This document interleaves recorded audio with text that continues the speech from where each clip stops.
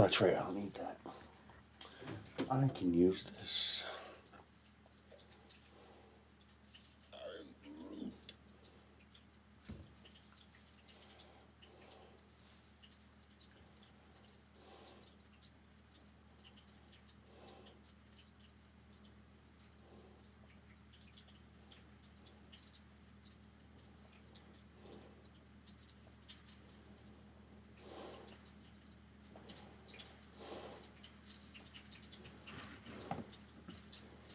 Maker Viking, Alien Destination in Alden.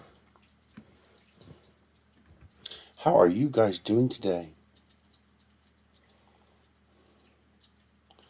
Where is it? I know there's a way to see it. How do I find it? Live. It's not showing up. Am I logged into the right account?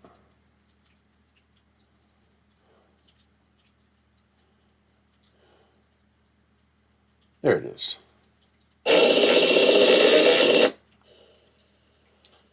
There it is. Stop that. There we go.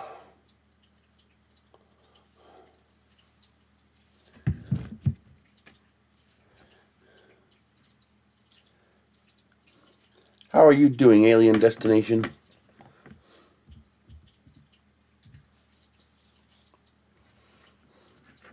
Happy victims. Keeping your victims happy.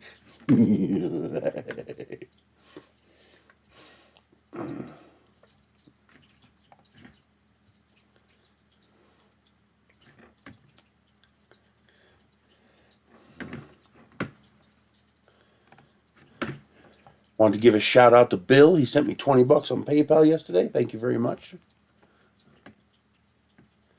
What are you restoring?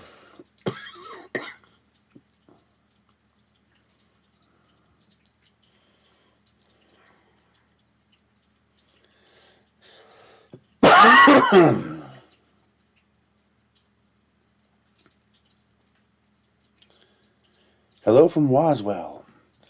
Well, you're an alien and I'm a lizard, so I guess that works out. Yeah. C20 motorcycle? Or is that one of those is that one of those little chunky off-road motorcycles? Oh, pickup truck. Okay.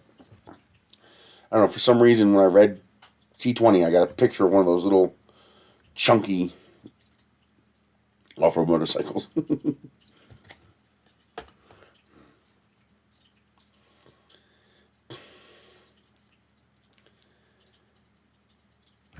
Why isn't this working?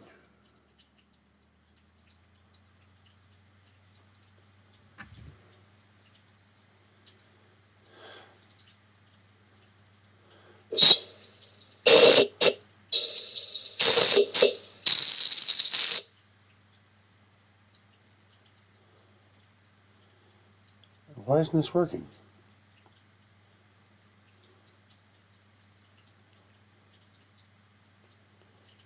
There we go. It wasn't updating for some reason. No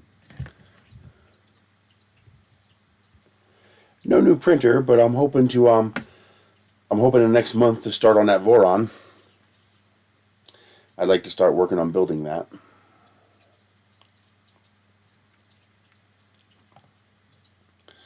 I've been fighting with my printers, trying to get them to work, and I did confirm that the nozzles are 0.8s, so it's not because I got a whole big box of 0.8 millimeter nozzles. So I hope to eventually have, you know, a bunch of machines running off these parts. Now I feel really dumb because I should have known this would happen. It's because I'm running all metal hot ends. Oh man, I feel so stupid. That hot end is destroyed now. I kind of beat the living hell out of it. Although I might try to salvage it. It does seem to still seal properly, so it should be salvageable. But I realized, I was like, wait a minute. This printer has been printing for months without a problem. Why is it suddenly giving me a problem? Like instantaneously, suddenly it's giving me a problem, and it's duh. You've been printing PETG all this month, all this time, and now you're trying to print PLA. Hot metal hot ends have a classical problem clogging with PLA because PLA expands so much inside the throat. And that's exactly where it's clogging. It's clogging at the end of the throat. It's not clogging in the hot end, in the nozzle. So I have to season the hot end, and I have to get my retraction down below 3 millimeters. All metal hot end with 7 millimeters of retraction, you might as well say, clog me please. And I should have known better. I just didn't think of it, I've been running the printers for a while, and I just didn't think of that change. So I'll have just in case, I'll have a replacement hot end tomorrow. And then, if I can't get that one working again. And I got a good deal on a couple more replacement hot ends, because the longer needs a new hot end. It probably doesn't need a new hot end. It probably just needs the end of the PTFE tube snipped. And although I may see if it is if it's compatible with this heat break. I don't know if whatever hot end on there, how much of a clone of Realities it is. And I don't know if it's compatible or not. Guess I'll find out. Worst case scenario, replace the whole hot end. I found $21 for 2 complete hot ends with all the tubing and heaters and thermistors, everything, all the goodies. And then I found another one, $6.99 for just a bare hot end, which is good for the Chiron because it has its own custom length, because it has a breakout board for the hot end, so it doesn't need that really long cabling going to the rest of the machine. I've got to. I hope I can rearrange how my packages get here through USPS, because one of the postal critters put one of my packages in someone else's mailbox. And that means the package is gone. Because, of course, that person's not going to give it back. They're going to keep it. And I can't get a refund, and I can't get a reship, because the tracking number shows delivered. So the USPS kind of really screwed me there. That's 2 weeks and $40 that I can't replace. So I have to go to the post office today and hopefully change it so that I no longer receive packages in the cluster box. I need to hold all packages at the post office. This way it can't be marked as delivered until they put it in my hands. That's annoying.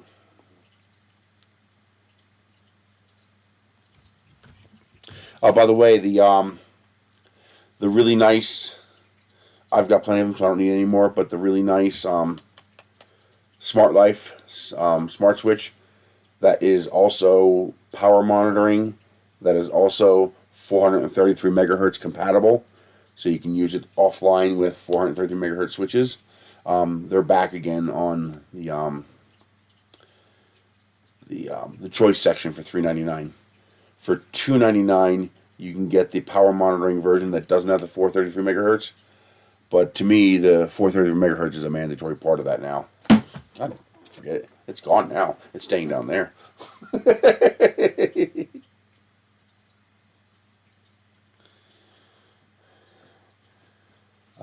That had a really nice tape measure too. I grabbed. I like that.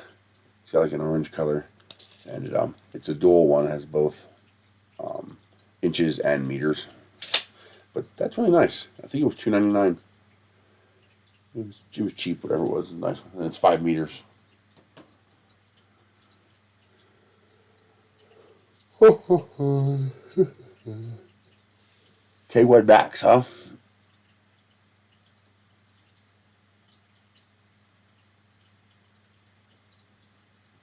I wish. I keep hoping one of these vendors will send me one of these newer high-speed Core XY machines, because I certainly can't afford to buy one. I love the Bamboo A1 Mini. That's one of my favorite machines now, because you got the Bamboo A1 Mini, you got the Kingroon KP3, and you got the Prusa Mini, which means all three of those companies are admitting, I was right, the Ender 2 kicks ass. Because they're all copying the Ender 2. Oh, that's great.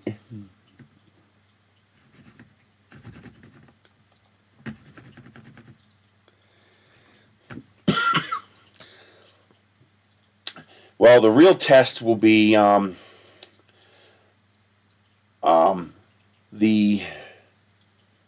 the current users are hardcore users. They're beating the piss out of these machines.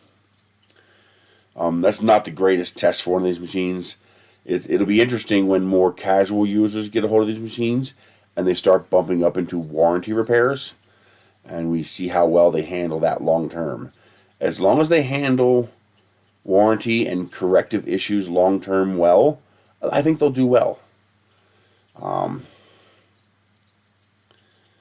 I'm not a fan of the direction a lot of these printers are taking, locking down their hardware.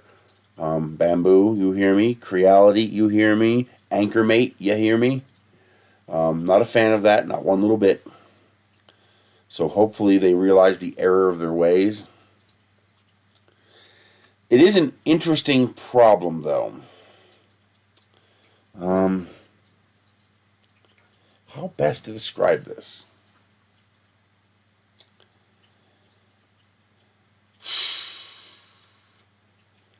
This mostly applies to things that are able to be made in China. Things that you have to build locally, this doesn't really apply to as much, because there are other metrics that control it. But when you have something that can be made in China, little things like this, 3D printing stuff, stuff that could be made in China and shipped over here.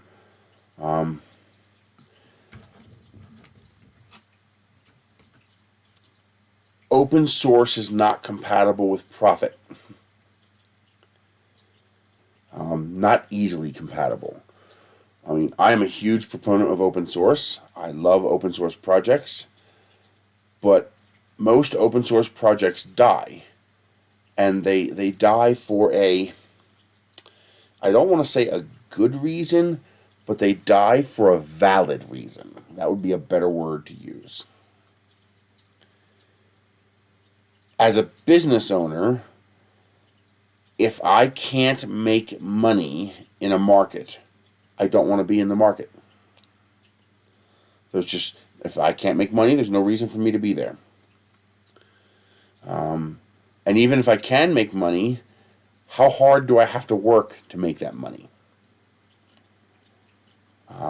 If I have to work too hard to make that money, then again, there's no reason for me to be in that market if there is an easier way for me to make the same or more money while not working as hard.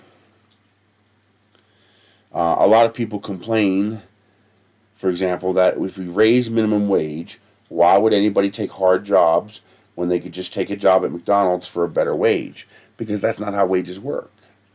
All wages are based off of minimum wage. So when you increase minimum wage, all other wages get increased as well. They have to, or exactly what you describe will happen. Which is why they suppress minimum wage as much as they can, because it allows them to suppress all wages. Well, the same thing happens with profit. A business is going to go after maximizing its profit. The trick is to balance the needs of the business and the needs of the consumer.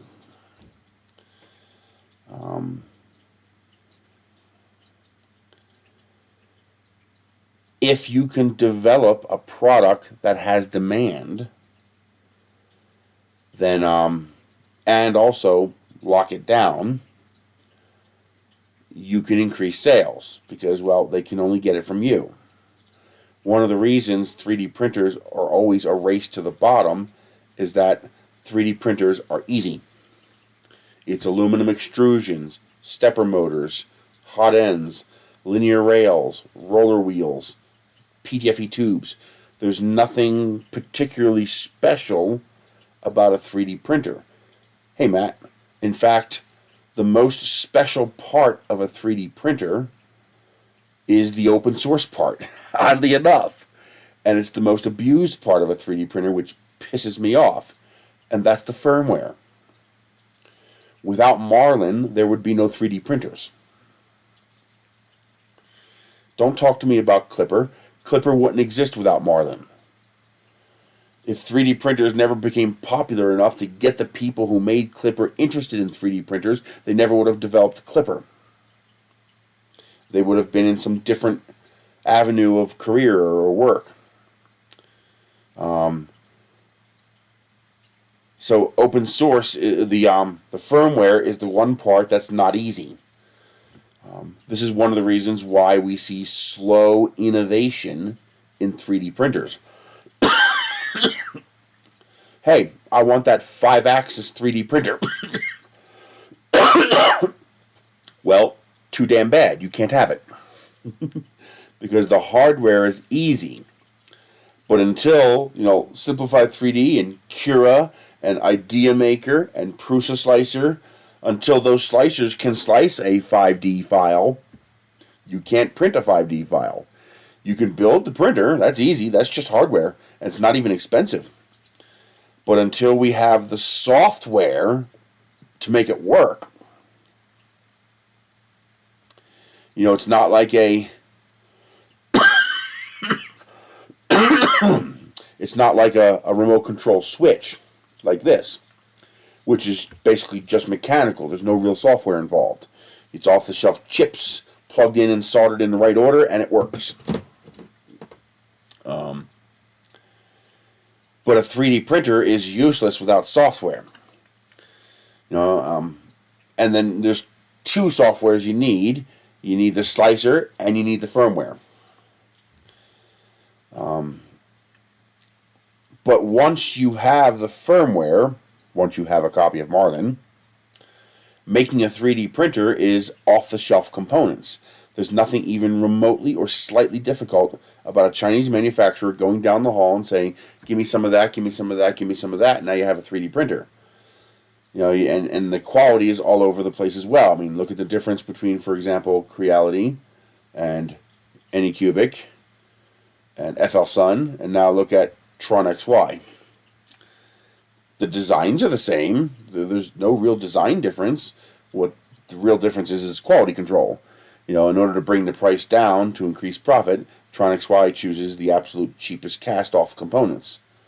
On one hand, you get a cheap printer that's prone to issues. On the other hand, it's pretty easy to slowly upgrade that printer with higher quality components, so it works out. That's one of the reasons why the original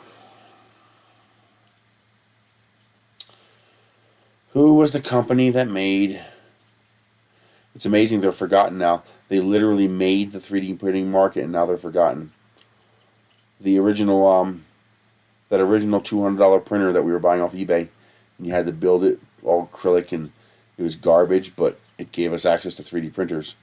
I forgot the name already.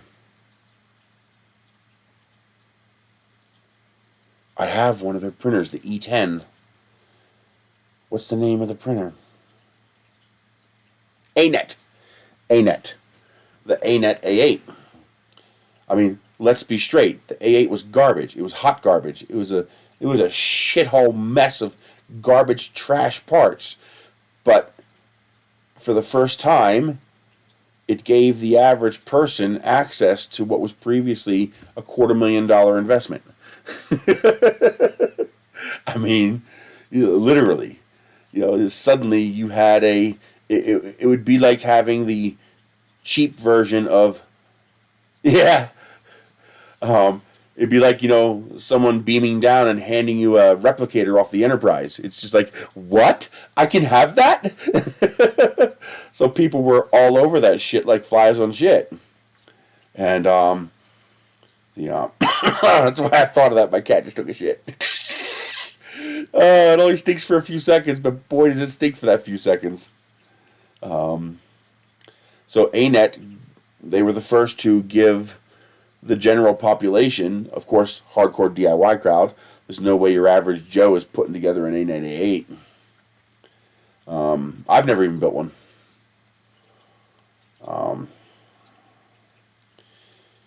That's one of the things that killed MakerBot.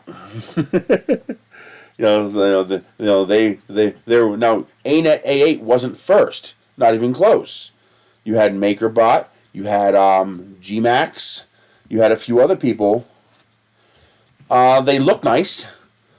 I would love to get a Neptune Max.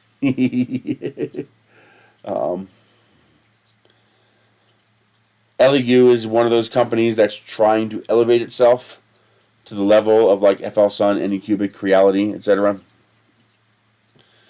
I'm probably going to get one day to build it just because. Nice. Do you like it? I've heard some people having issues, but I'm betting it's just, minor quality control things that are pretty easy to fix. But we're also getting to the point where these companies shouldn't be having those problems anymore. So we'll see how quickly they address them. Unless it really was just, minor. There were companies making 3D printers, before the ANET A8, but you were talking about, $2,000, $3,000 printers, which is still ridiculously cheap compared to the industrial machines that were available before that time. But the real magic of 3D printing came when the general population got access to 3D printers.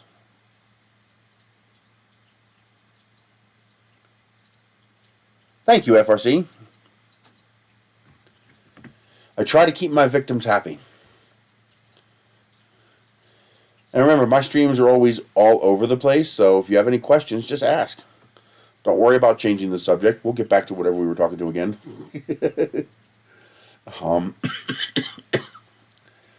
So the ANET A8 gave the general population, your normal, typical hacker, DIYer, shop runner, gave those kind of people access to this new additive manufacturing technology. And, it blew up because the cost of entry was cheap and the recurring cost of staying in the hobby is cheap. I mean, it's just, $10 or $15 parts here or there, maybe a little shop time, a $30 roll of plastic that you can make hundreds of prints from, since people were typically making small things back then. And it really changed you could argue it fundamentally changed the world. The effect isn't there yet, but it's happening. I mean, we're at the point now where we have companies 3D printing rockets that are going to orbit. I mean, it's quite amazing how far the technology has come. And that's where the balance comes from. One of the reasons we saw so much innovation to make 3D printers more affordable was because the cost of entry was cheap and it was open source. But then people started complaining. It's just a race to the bottom over and over again. Where's the innovation? Well, short of by accident, unless they can figure out a way to keep it somewhat closed source, unless they can figure out some way of at least partially locking it down, you're not going to see much innovation in 3D printing. And the reason is pretty simple. There's no profit motive. This thing that we call Marlin is a unicorn. It's an exception. Most people don't put that kind of effort into something, based on, heart and the love for what they're doing. That's rare. That does not happen very often.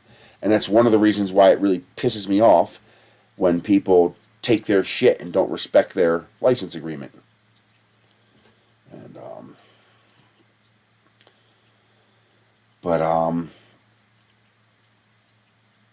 I mean, here's a perfect example of this.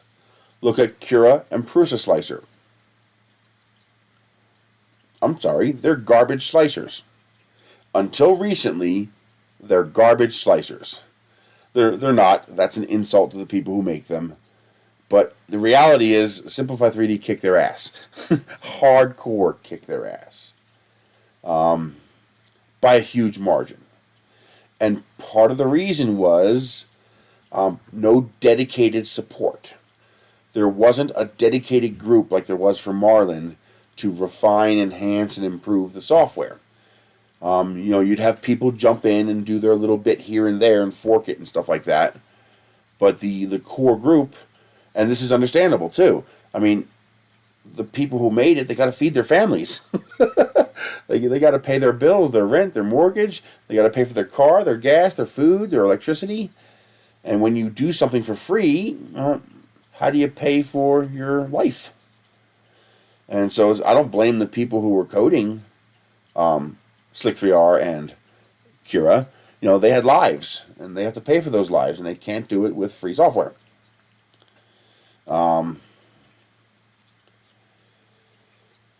Cura and Prusa Slicer didn't take off and become real threats to the slicer market until they got angel backers. Until Ultimaker started backing Cura, and until Prusa started backing Slick 3R, which is now called Prusa Slicer. But they didn't invent that. They didn't make it. Some guy sitting on some group of guys or women sitting on their keyboards at home with no pay and hardly any thanks, they made that. And so of course it wasn't perfect. But now that they have money behind it, these companies, because they don't make their money from slicers, they make their money from printers. And because they make enough money from their printers, they can afford to pay an engineer, this is your job, make this software better. They can afford to do that. But it's because there's pay involved. It's because they're making money. People hate to hear it. They hate when people say it. But the reality is, money drives the world. We are not a post-need society. Part of the allure of 3D printing is that it's a vicious tease. When you look at something that you can manufacture yourself with a 3D printer, it's like being teased. Remember that episode of the Proto-Vulcans on Star Trek? And they brought the girl up to the Enterprise so she could see her planet. Could you imagine how horrifying that was for her? To know all this exists and I can never have it. Because when she goes back down to her planet and the Enterprise leaves, even though she knows the future of her planet is that, she will never live long enough to see it. That's a tough pill to swallow. Well, 3D printing is kind of like that. 3D printing teases us about the possible future of a post-need society where we don't have to live off the teat of a corporation to get our basic needs. We can just make whatever we want. We can just have this wonderful machine at home. We give it instructions and it just makes us whatever we want. I mean, have you guys seen the, what's his name? The guy who's making the printer. He wants to print the entire printer with the printer. So he's got that long gangly printer. He plans to print it vertically. And the printer actually prints its own Z-axis.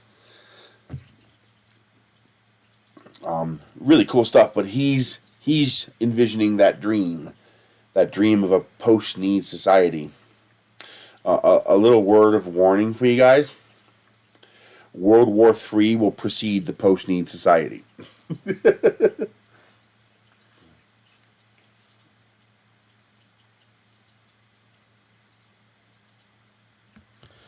Oh, that's the fanboys. Like Apple, Prusa has a little bit of a cult following, and if you rub the mob the wrong way, the mob bites.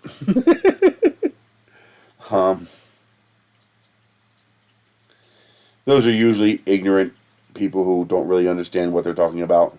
They're just saying, "Oh, he doesn't like us. Attack, attack, attack." That happens a lot. It doesn't bother me too much. It's why I don't post too much on the forums. I can't afford to make enemies. It's not that they're sweeping them under the rug. It's that they're not issues for them. To them, it's just not an issue. Remember, it's blissful ignorance. This isn't the Prusa people sweeping it under the rug and saying, "Go away, you're an evil person." This is the fanboys saying, "Go away, you're an evil person. How dare you attack our Prusa, our precious Prusa?" You know, that's not Joseph Prusa doing that. That's not his software people doing that. That's the fanboys. So you gotta be sure to recognize the difference there. That it's not; those aren't official statements. Those aren't their official position. That's just fanboys being fanboys, zealots.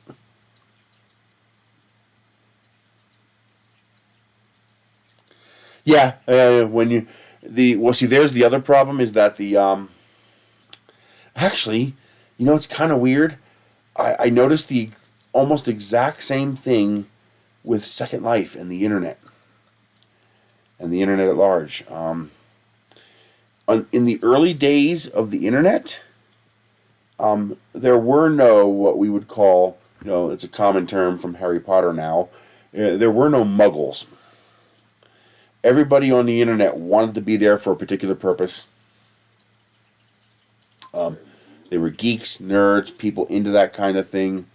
So the level of intellectual quality of the participants had an unusually high signal-to-noise ratio in favor of signal. The signal quality was 5 by 5 from end to end. You know, you got on the internet, you were talking to somebody who had a brain, you were talking to somebody with intelligence, and more importantly, you were typically talking to somebody who was reasonable. They were logically driven and not emotionally driven.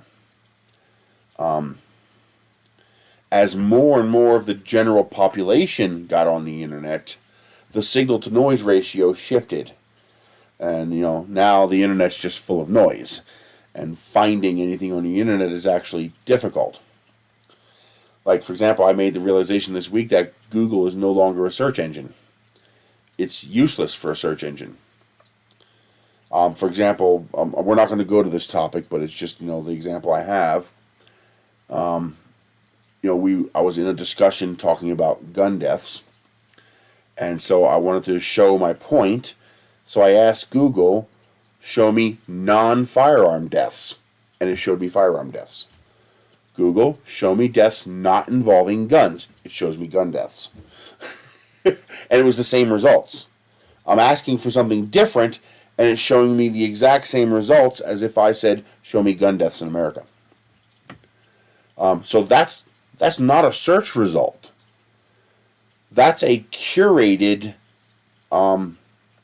window of information that has been cherry-picked by the people curating the information, and they're saying, well, we think you want this. That's not what I asked you. I asked you for this. Oh, yeah, but we think you want this. And Google is no longer a search engine. In the past, Google was a raw search engine.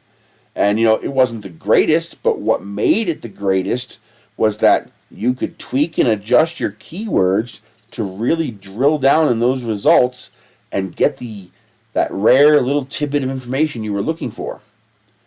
Now, it figures out what you meant, what it thinks you meant, and it will only give you that result. I also noticed that you can't. There is no decipher. There is no decipher.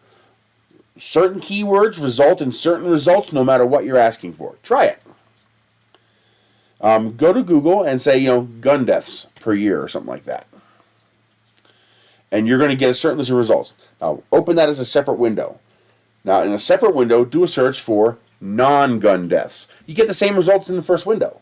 How can you ask for the opposite and get the same result as the first window? That's because it's not a search. It's someone. It's like someone who has blinders on. You want this. You want this. You want this. You want. Doesn't matter what you ask for. You want this. They're controlling the narrative. Whether that's intentional or accidental, that's to be determined. I'm leaning toward it being accidental. That they're trying to create these algorithms, this AI back-end stuff, and it's not working right. So eventually I'm going to have to find a different search engine to search for. But when you start searching for niche data, this curated response breaks it. You can't find the data anymore.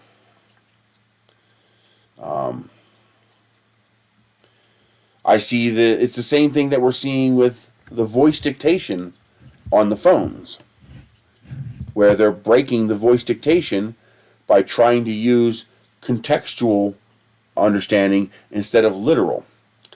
For example, I find it almost impossible to get Google to put in the when I speak a sentence. It always changes it to and. That's not what I said. You know, those words don't even sound alike. You know, it's not like I said, Peter Piper and I thought I said Pfeiffer. It's not like, okay, those words are similar. I can understand why it would mistake one for the other. So this is not a misunderstanding of what I'm saying. It knows what I said. It's choosing to ignore what I said and said, oh no, I think you meant this. I don't care what you said. I think you meant this. And whether I don't think that's intentional, but that's what's happening. But that's what happened to the internet is the muggles came in, and then once the general population got onto the internet, then the corporations and government got on the internet, and then it became all flack. It all became controlling what people see, controlling what people think, controlling the narrative to focus profit. That ruined the internet, because you see that all today, and that happens in all groups. And that's part of what happened with the Prusa group. The fanboys got in there. They're not the hardcore geeks and nerds. They're the ones, I don't even want to say the hipster variety, because those aren't bad people either. You can't, though, because the only way that Decipher can fall on the user is if you have access to the raw data. If you don't have access to the raw data, there's nothing the end user can do. The reason the original Google search engine worked was because it was a raw result. And I can then see where it was making mistakes in the results, and I can adjust my search terms and add requirements and exclusions to get what I want. So I could use my intelligence to filter the results. But if the results are pre-filtered, your intelligence means nothing, because you have no control, you have no say, you have no data. Your ability to decipher only works when you have access to the raw data to decipher. But when someone's giving you a canned reply, there's nothing for you to decipher.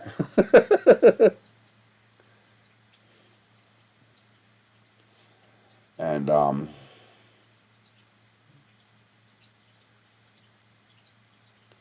it doesn't matter if you're knowledgeable in the area.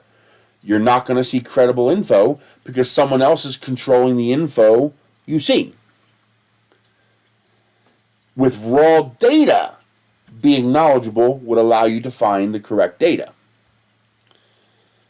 Because our brains are you see, I say our brains are good at this with a subset example set of one, me. And that's a logical fallacy. I have no way of knowing if the general population is also good at that. It might be one of those DIY knowledge gatherer traits that makes us interested in that kind of stuff. Maybe the general population really doesn't have that ability. I mean, when Matter of fact, I think I tend to agree the general population doesn't. I mean, just look at how many people, fall for gift card scams. Even I fell for that once. It was a very unique situation that had reasons. I was working 3 full-time jobs. I was delivering pizza on Super Bowl day. I was running a household with family trying to rob me. I was running a business with family trying to rob me. And I also ran a very strange business.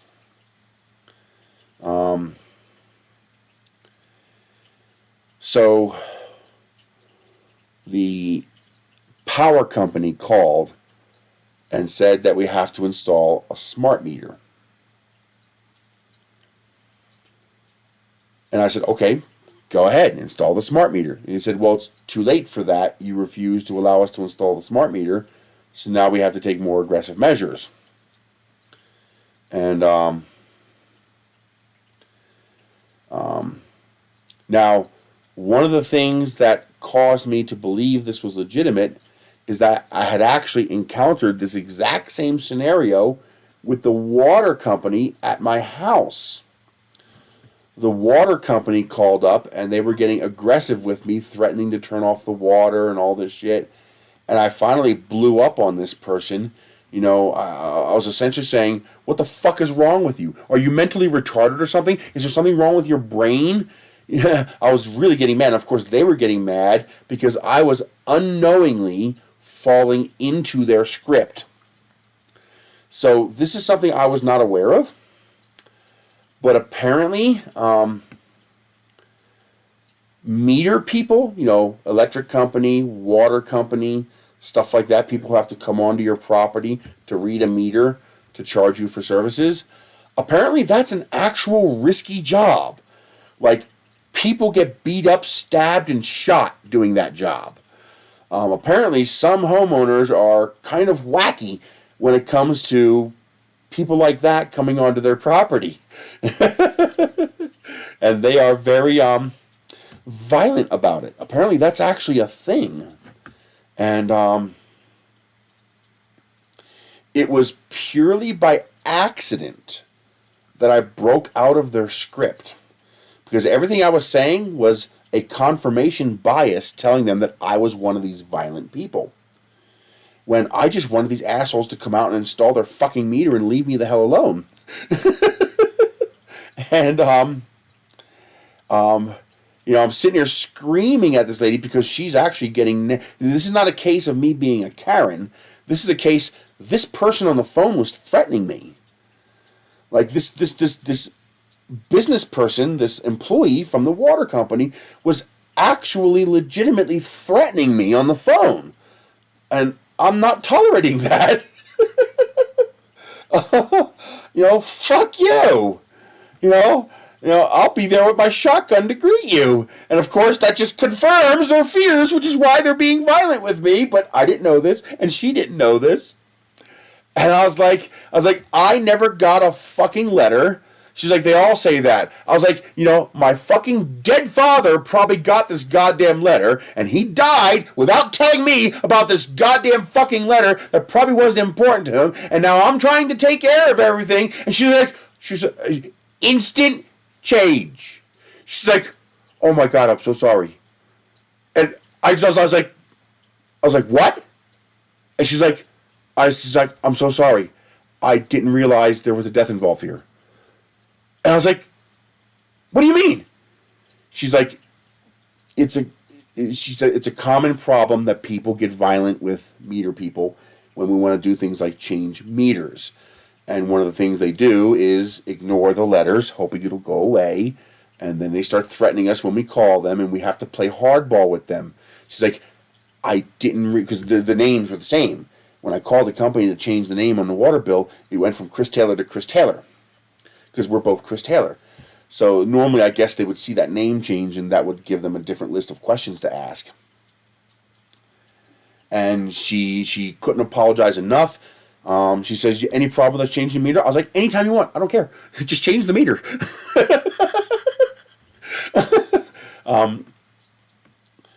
because of that happenstance, my dad must have gotten the bill before he died, and he probably never even opened the letter because he was sick.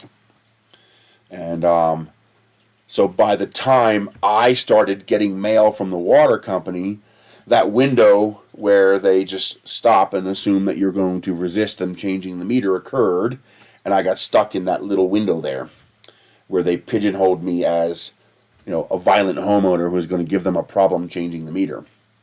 Matter of fact, that was the whole point of them changing the meter. They were changing it to a radio transmitting meter on the front of the house so they could just drive by the houses and collect the data and not have to go on people's property. Well, the scammers for the electric company in Egg Harbor did the same thing. They said you didn't respond to our letters to change the smart meter. I tried to bypass that, saying, hey, just come out and change the meter. I don't care. It's fine. Do whatever you got to do.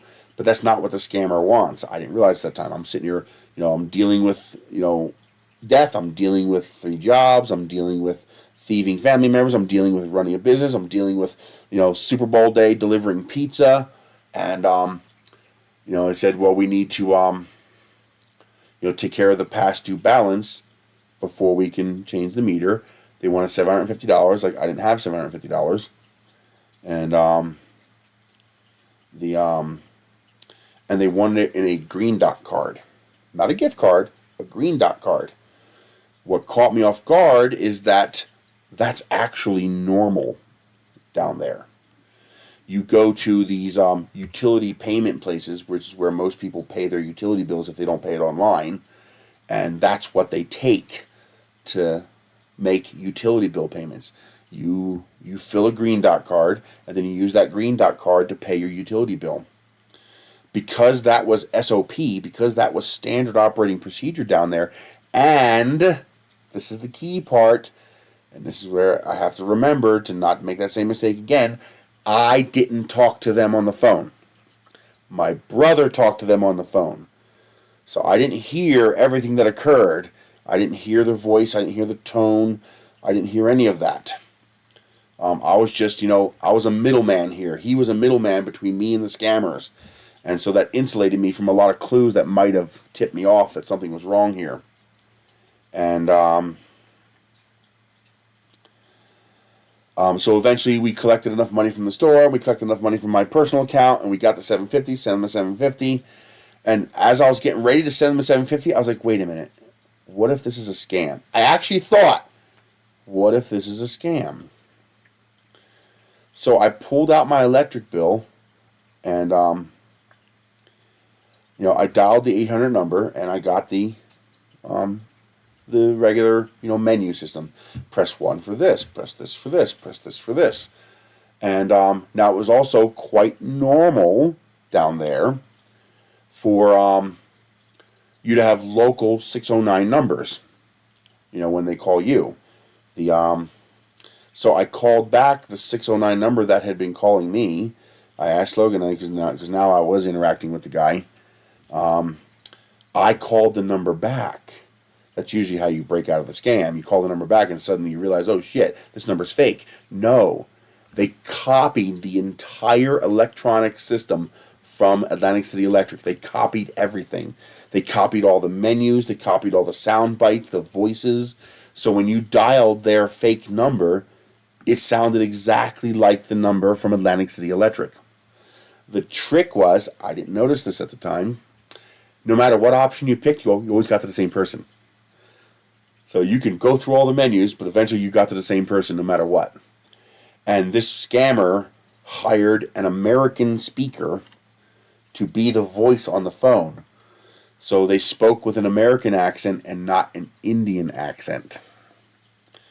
That's how I eventually exposed them. Was my boss at Papa John's was an Indian. So I come running in, and I was like, give me some Indian words that would really piss you off if I said them to you. I was like, I want to cuss you out. And he's like, what? And I was like, this guy just scammed me out of $750. I know he's in India. I want to say something that's going to piss him off. It'll make me feel... And I said that, and now you knew somebody else was listening in on the call. No. I have no idea what his name was. So I said that, and the Indian guy spoke up on the phone. Fuck your mother, blah, blah, blah. And he said some shit in Indian. It was funny. Not really funny. I lost $750. But, man, that was a serious scam. I mean, that was a scam that was so serious that the Utility Commission and the state police and agents from Atlantic City Electric all called me to get as much information as they could. Of course, by the time this all happened, that phone number was no longer valid anymore. It didn't work. It got disconnected. But yeah, it was an organized effort to create a serious, legitimate scam of the Atlantic City Electric system. Like, they copied everything. It was crazy. Crazy. But, so when I called the number and it sounded like Atlantic City Electric, I was like, okay, it's legit. It is legit. And, so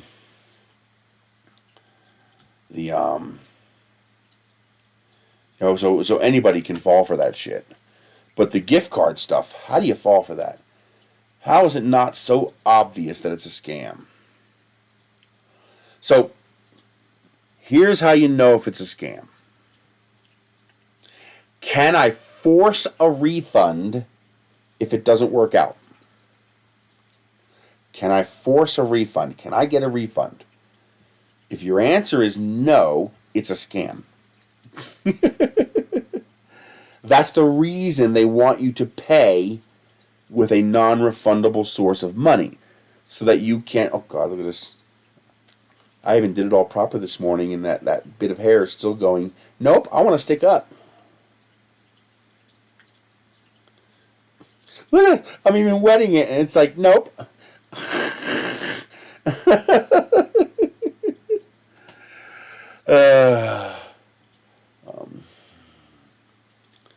Hello, Mike, Jake. Jake, Mike, Jake, Mike, Mike, Jake.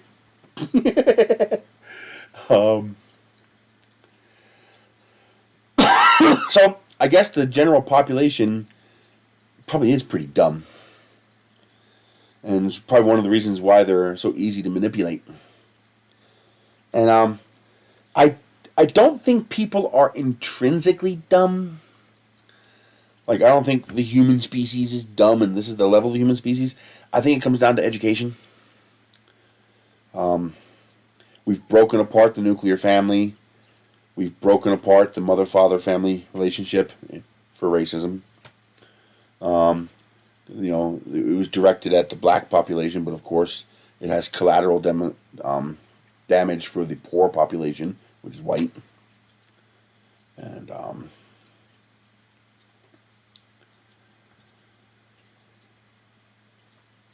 I don't know. It's weird. People are strange. But open source means no or less profit. Open source means easy, low-lying fruit competition. Because any other company can do the same thing you're doing. So even if you built? Oh, yeah. Okay, retaliate. Okay, I thought you said retailer. I was reading it as retailer. I was like, why? But yeah, there's a whole group of people. Mark Rober even gets involved with them every now and then. But yeah, there's a whole group that go after them. They identify them. They hack their computers. They've even done a couple of organized with local authorities assaults on these places to take them down. And people. This is another one of those where ignorance is bliss kind of things. People like to blame the Indian government. Well, they must be in on this. Why aren't they doing something about it? Do people not realize that India is poor and has triple the population of the U.S.? They have, what is it? What was it, 1.1 trillion or 1.4 trillion? 1.4 billion, I'm sorry. 1.4 billion people. There is as many people in India as there is in China. And there's 1.412 billion in China, 1.408 billion in India, and they're experiencing growth of 0.8% per year. Their GDP is 3.1 trillion. While the US GDP is 23.3 trillion. So they have almost 4 times the population. They have over 4 times. They have almost 5 times the population with 1/8 the GDP. No. Yeah. 8, 16, 24. 1/7 or 1/8 the GDP. So they're an insanely... Yeah. Isn't that nuts?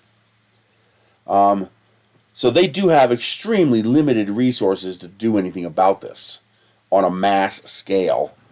And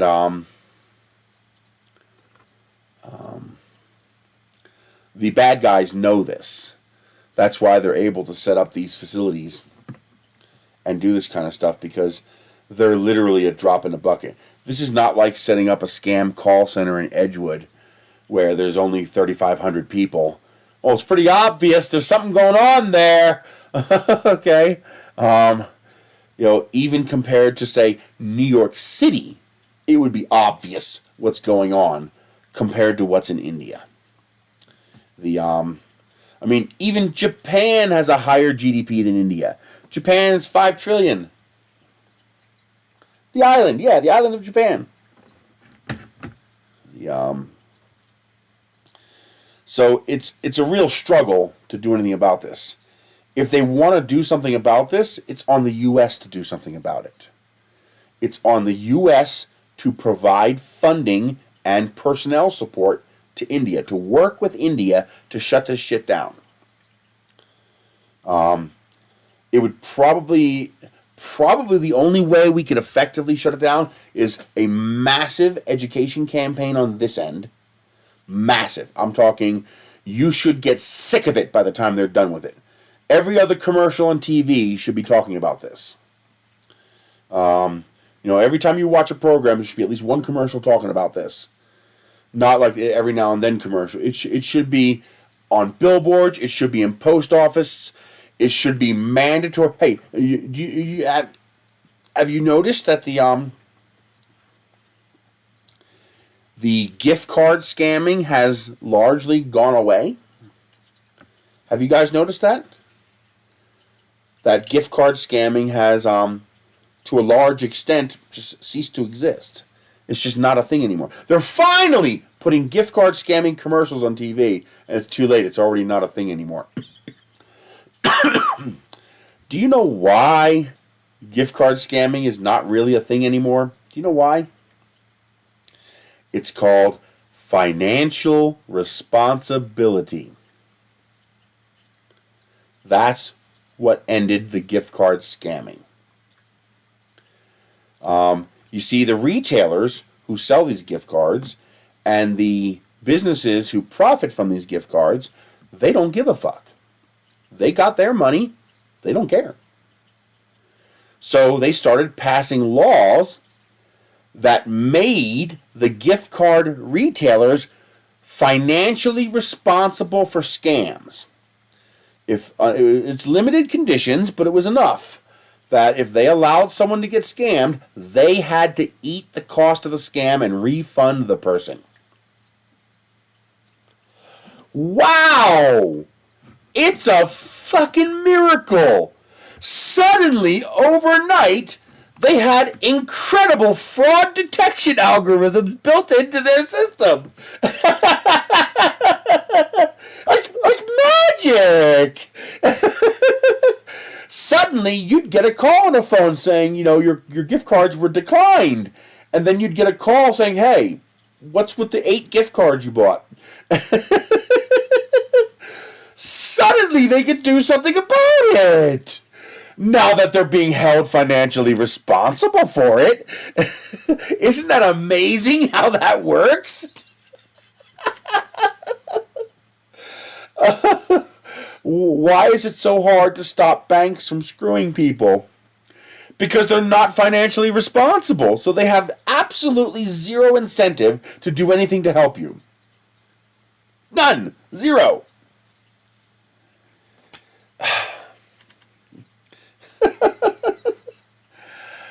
Oh my God. Yeah, exactly. Who would have thought? Make them responsible for it, and poof! Overnight, it's fixed. And it was. It was almost overnight. In fact, it's what saved our ass.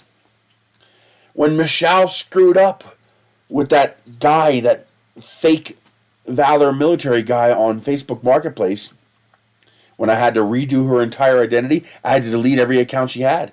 I had to delete everything. I managed to get all but about $600 back. We're talking thousands of dollars would have destroyed us.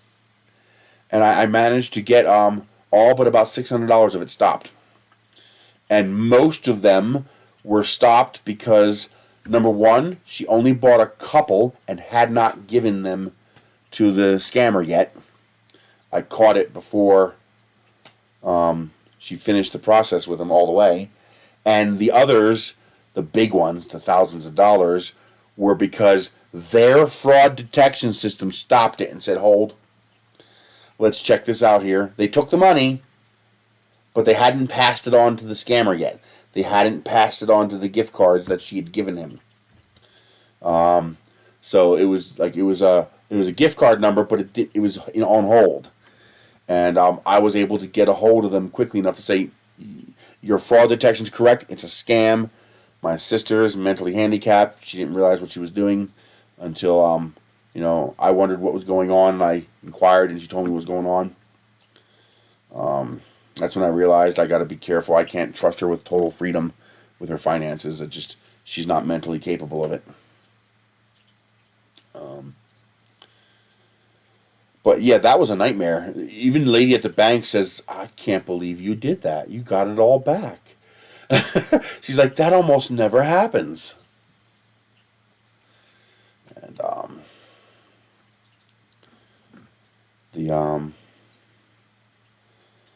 they were ready to, the bank was washing their hands of it. They didn't care because they weren't financially responsible. The lady even basically told us to our face, too bad. We're not financially responsible. It's your problem. Oh boy, she kept trying to get me to say yes, I was responsible for Michelle. The number of times she tried to trick me into saying that so that she can transfer some of that liability to me.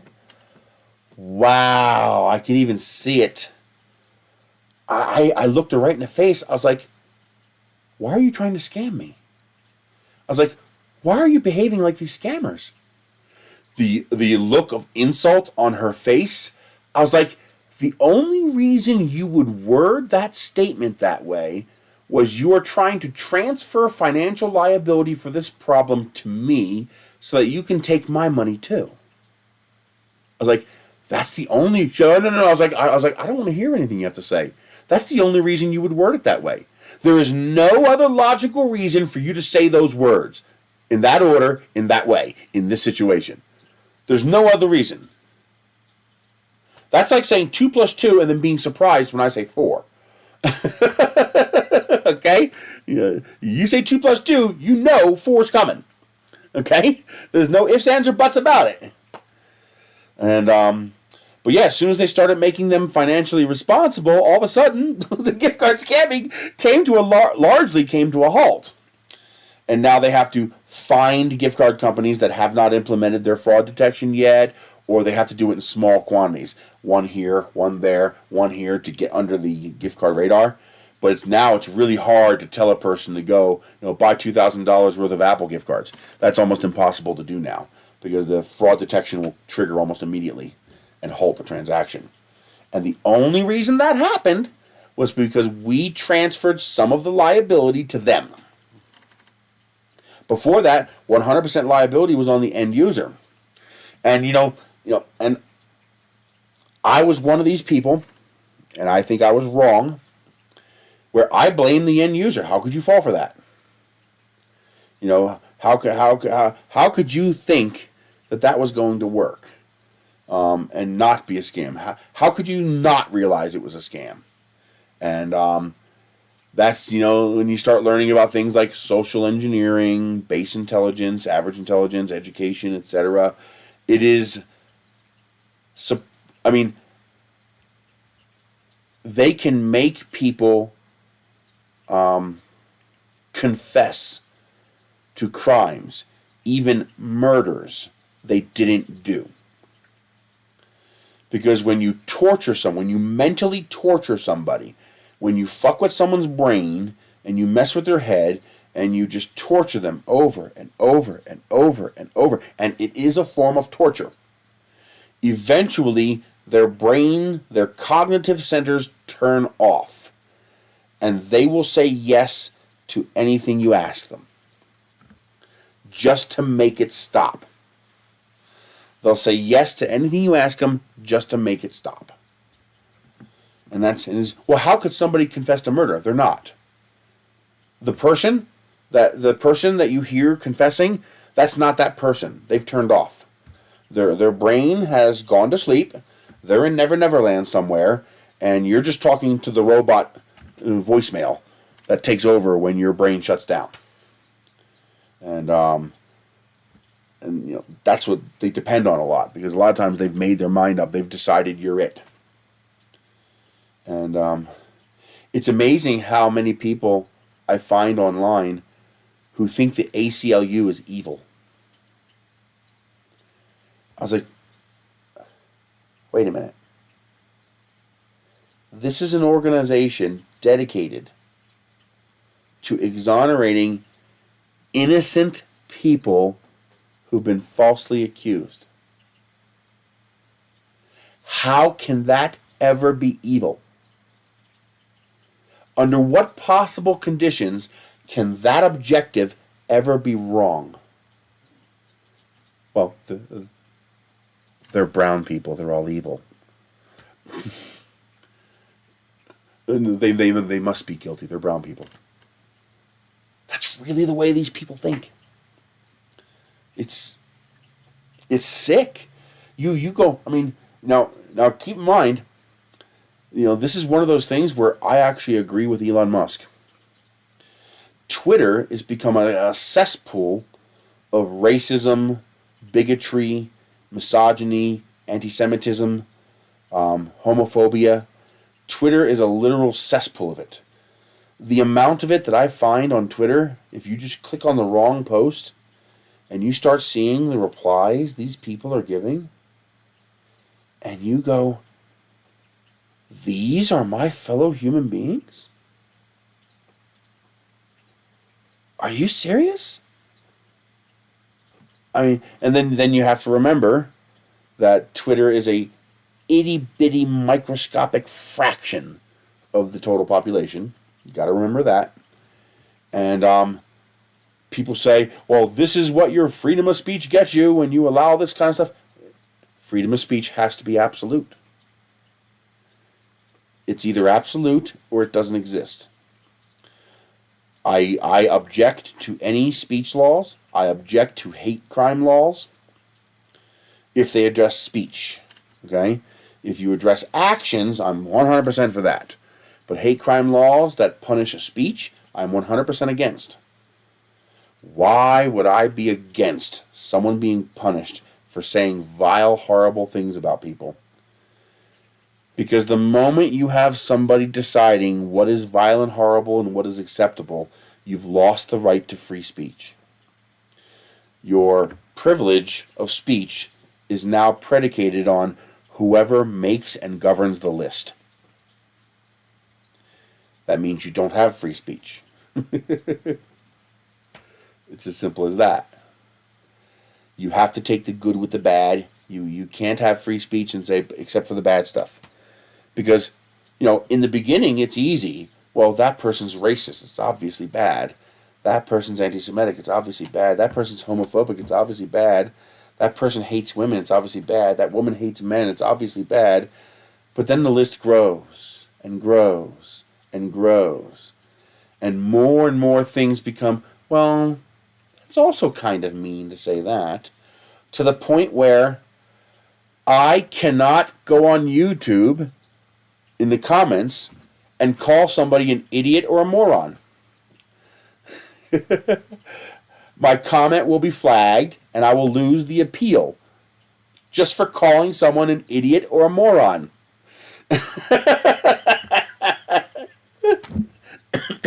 That's what happens when you give up free speech. I wasn't calling them, racial or any other terms, I wasn't calling them, I wasn't, using the nigger word or the faggot word or the anything else like that. I wasn't using bad words. I was literally just calling somebody an idiot or a moron. And those get flagged now. So now I have a new way of calling somebody a moron that goes over their head typically. You might see this in some of my replies. I will reply, "You lack sufficient intelligence to effectively participate in this discussion." That's my YouTube community guidelines filter-friendly way of calling somebody a moron. Because I can't call them a moron. There's so many posts where the only correct reply is, "You're an idiot. You're a moron." That's it, 3 words.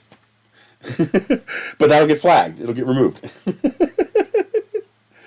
Usually because it's Bury Brigades, a whole bunch of these, like for example, if you say that to a group of MAGA heads, 10 or 20 of them all report your comment. And they'll gang up on it.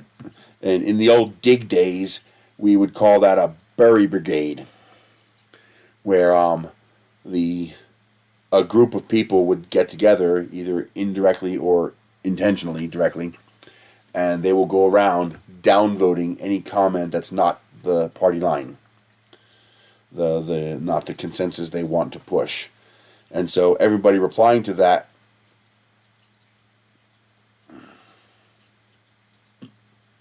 yeah, that's a problem too. Money incentive. That's why I think some of these online functions need to be declared. We need an online equivalent. Yeah, with Second Life. Well, Second Life was slightly different. In the early days of Second Life, I spent hours in Second Life. Hours and hours and hours and hours. I'd be up to 2 in the morning.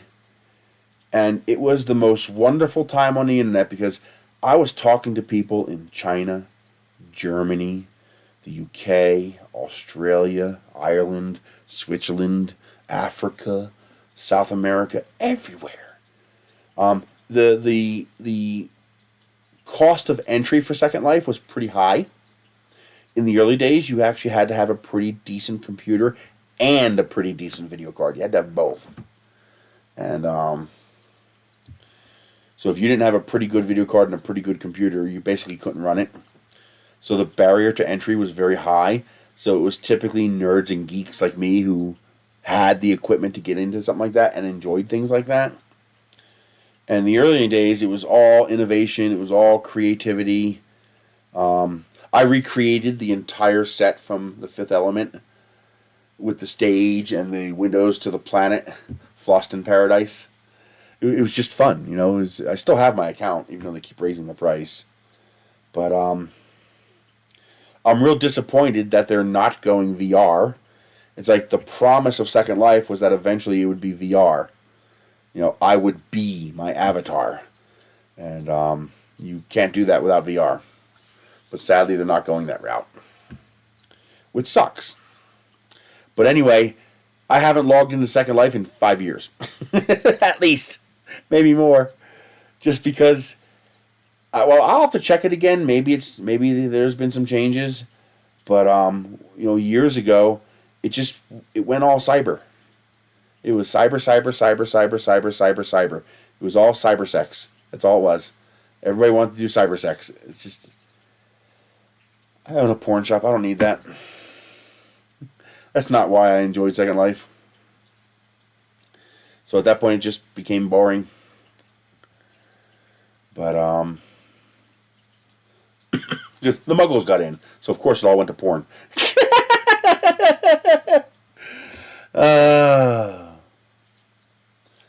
But you see a similar downfall in other industries.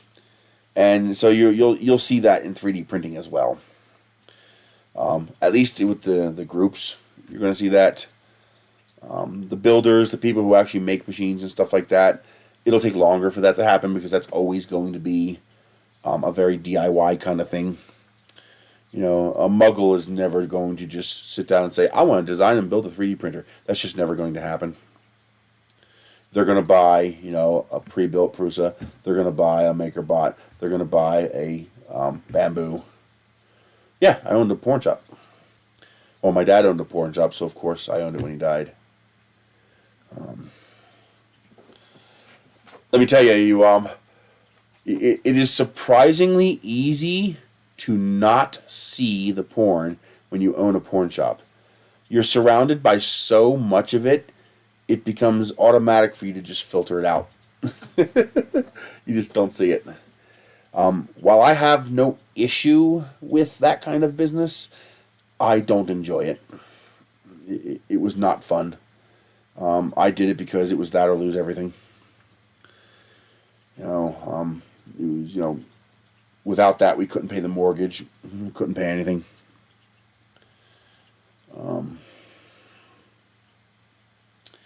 But there was this one VHS tape, because remember back in the day it was all VHS, and it was a gay porn video, which I don't normally look at, but this one caught our attention because the picture had an Escher. Yes, I was printing custom bespoke dildos.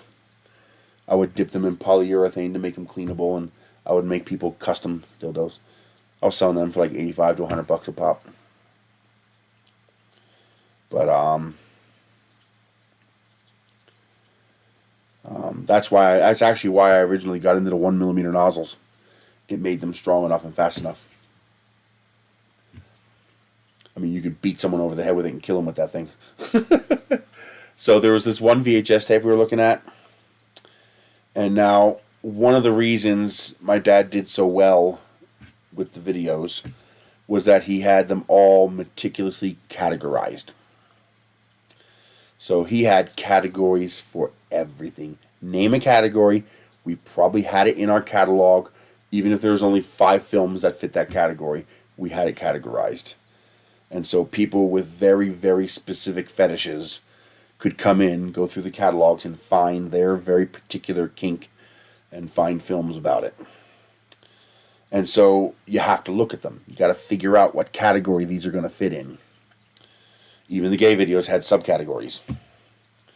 Well, this one was it was a fisting video. And so the guy had his hand up the guy's you-know-what. And the thing was, it was weird because we couldn't figure out where the guy's arm was. And the reason we looked at it is because we were thinking, is this an amputee video? Because that was a whole category all by itself, amputees. Yes, that's a whole entire segment of that crazy shit. And so we're looking at the cover, and all of a sudden, I'm sitting here, I'm looking closer, more carefully, and all of a sudden I go, oh, no! I was like, I can't unsee that! No! And it's like, what? And I was like, his arm is up his butt to his shoulder! He's tickling his goddamn tonsils from inside! Oh my god! Once your brain wraps itself around what you just saw, you can't unsee that. Oh, I hate that stuff. God, I hate that stuff so much. Because people do whacked out shit like that. Oh my god. Well, do you know what it means to be skull-fucked? When someone skull-fucks you, it's when they live in your head rent-free. When they get so deep in your skull, you can't get them out. Well, if you don't want to hear this, mute the audio for the next 30 seconds because I'm about to skull fuck you. Because I'm going to fundamentally change the way you see toilets from now to the end of time. My manager, the manager we had at the porn store, he did this to me, so I feel the need to screw other people now because he screwed me for life. Here it comes. This is the part you want to pause if you don't want to be skull fucked. Whatever size turd comes out your butt is the size object that can fit up your butt.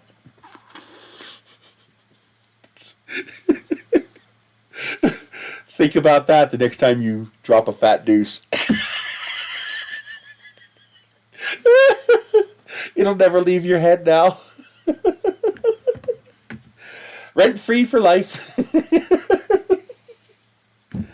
Oh, I hate him for that. I hate him so much for that. I can't look at my turds in the toilet anymore. It's like as soon as I do, it's like, nope. I can never look at my turds ever again. Just, nope. I don't need that. Oh, I'm so thankful that's gone. I mean, I'm ostensibly worse off now, but that's okay. I'm just glad to be done with that. It was not fun. There's money there. There's plenty of profit. I mean, the profit margins were incredible. But yeah, that was just not my thing. I hated dealing with the city. I hated dealing with the perverts and the weirdos. I mean, weirdos are okay as long as they, stay in their lane. It's when they try to extend that. And running a business also teaches you about bigotry and racism. The average person is heavily shielded from just how bad it is. I've had people come into my store and actually test me. And, I don't remember the exact words, so I'm paraphrasing. But I had this one guy come in, he was chatting, and of course, I'm the business owner, so of course I'm going to chat up my customers. We are very good at that, and it's one of the reasons we did well. We had relationships with our customers. Well, anyway, this guy's talking to me, and he's being a bit weird. The issue is he's saying things that I would classify as evasive. Like, you're trying to say this, but you don't want to say this, so you say this, and this, and this, hoping that you will realize we're leading up to that. And I'm thinking, what's he getting at? What's the point? I'm saying yes and no to certain things. I'm just talking to him. But in the back of my brain, I'm thinking, this is really, really strange. This seems like something out of a spy film. Like something you would see on the old,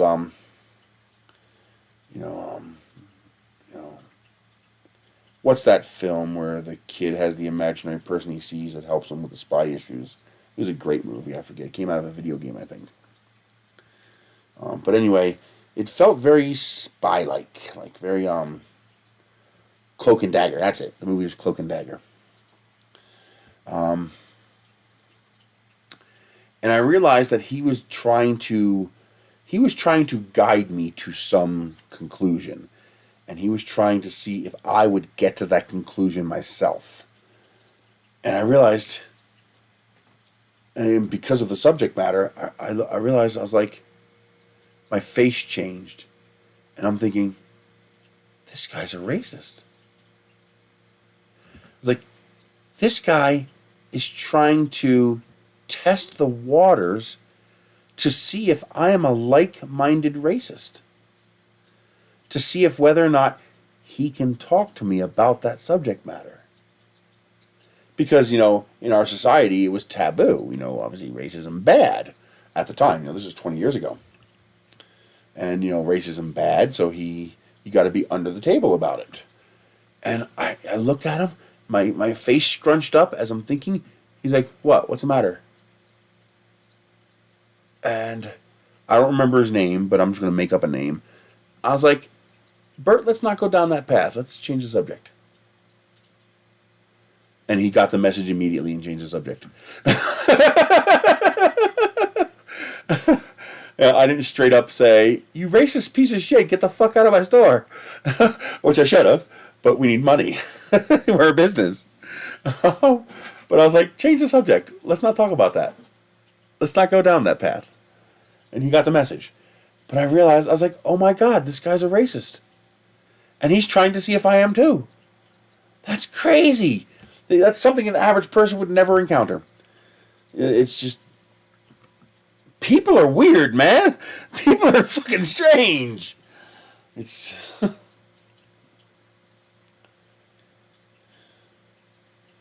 I firmly believe that aliens have visited Earth, that there is alien technology surrounding our solar system right now as we speak, that there are marker buoys at key points around the solar system piping out warning messages.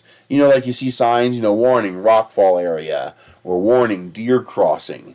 Except these marker buoys go, warning, dangerous life forms ahead. Approach with extreme caution. Roll up your spaceship windows. Don't approach this planet. They're fucking crazy. Avoid this area.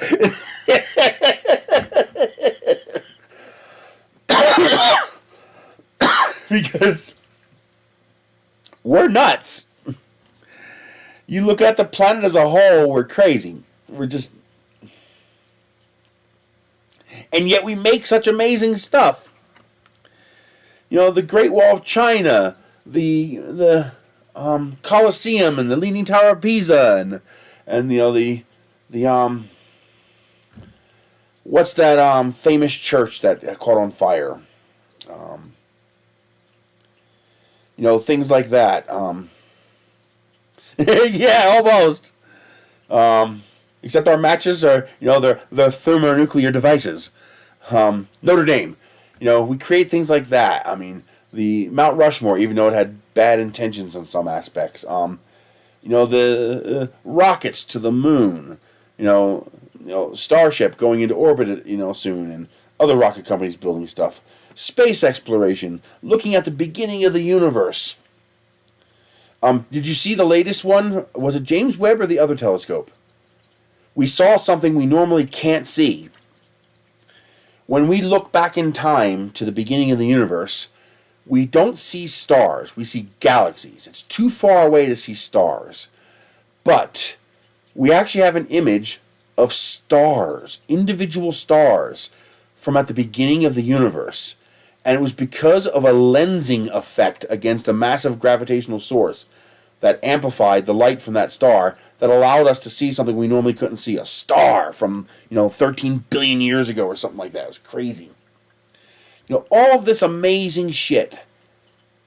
And yet we kill each other in Israel and China and South Africa and in the U.S. We allow our police to brutalize our population. We tax people to oblivion for one little tiny bit more wealth. That we already have enough wealth for 1,000 people. But we want more. We want more. I mean...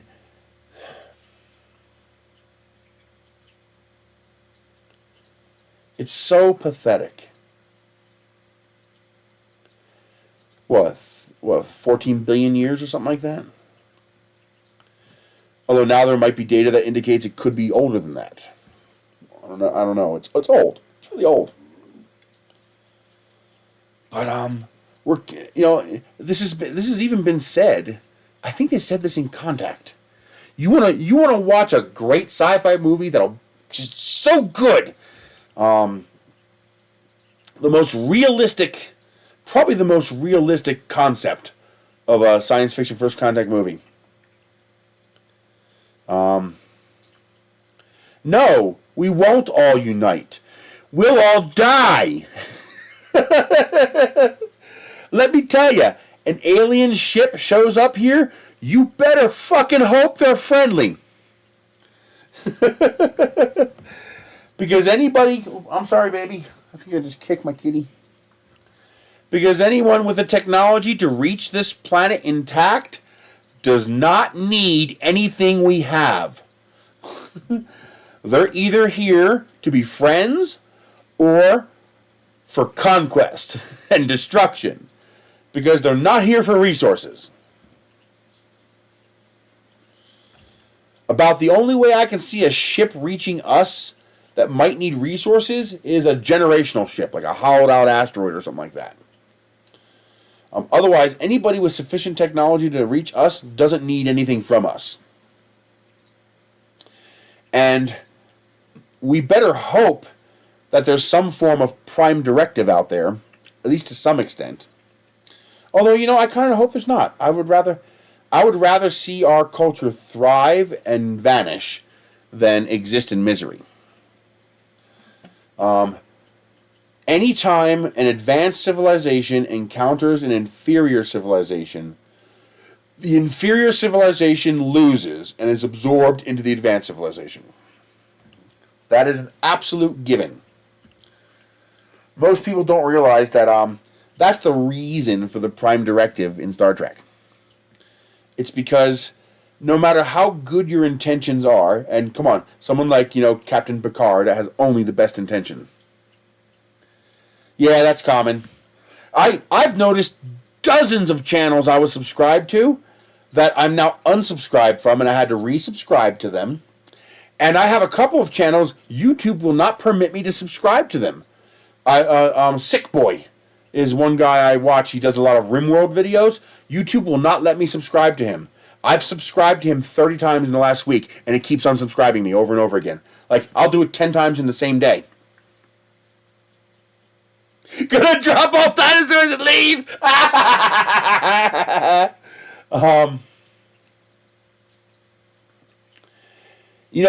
Sometimes what I think we need is a good old-fashioned alien invasion from an alien society that doesn't want to invade us.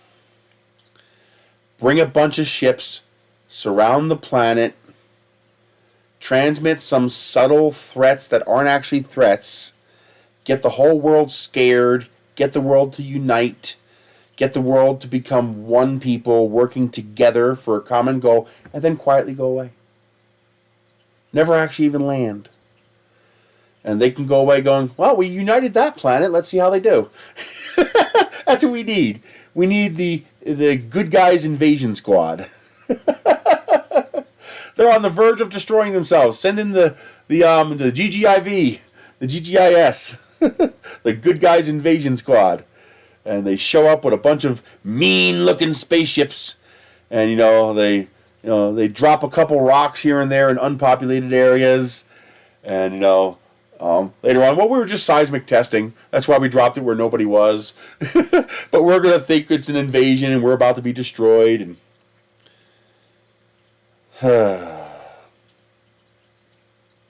nothing. Absolutely nothing. I have no money. I didn't buy anything. Well, I bought a couple hot ends. I bought like $30 worth of hot ends for the printers that I got to fix. Otherwise, I bought nothing. I got no money. Weren't that many good deals either. There just wasn't that much good stuff out there, even if I did have the money.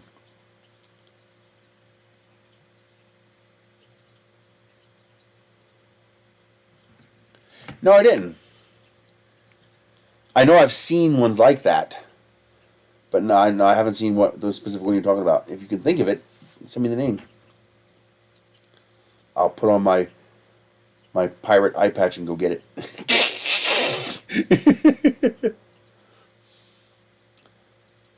I notice YouTube is struggling to get me good videos lately. Because it keeps showing me 5, 6, 7-year-old videos. It's like, I don't want to see this old shit. I don't know what's going on. But, yeah, so tomorrow I'll have the hot end. I'll get the Chiron going again. Little shift in plans for the wall chunks. I'm going to, as you guys know, I have a covered patio out back. where I have like a movie screen and stuff like that. I have a 20 by 20 foot carport out back over a concrete pad. And one of the problems that we have is the wind comes through there. The wind here moves west to east. And so the wind blows right through my carport like a tunnel, like a funnel. And it's like a hurricane force just comes through there. And I know, it's annoying. And oh my God, the ads are getting out of control. More and more, they're trying to show unskippable 30-second ads. And the worst is on the TV. When I pause the TV, if you leave it paused long enough, the screensaver turns on the TV. And when you press a button to wake it up, it immediately shows you 2 ads. And then it plays about half a second of the video, and then immediately shows you 2 more ads. Like it just said you guys got an ad inserted. I wonder how many of you just got an ad. It tells me when it inserts an ad in the stream. It says not all viewers will get it, so I'm wondering how many of you guys just got an ad.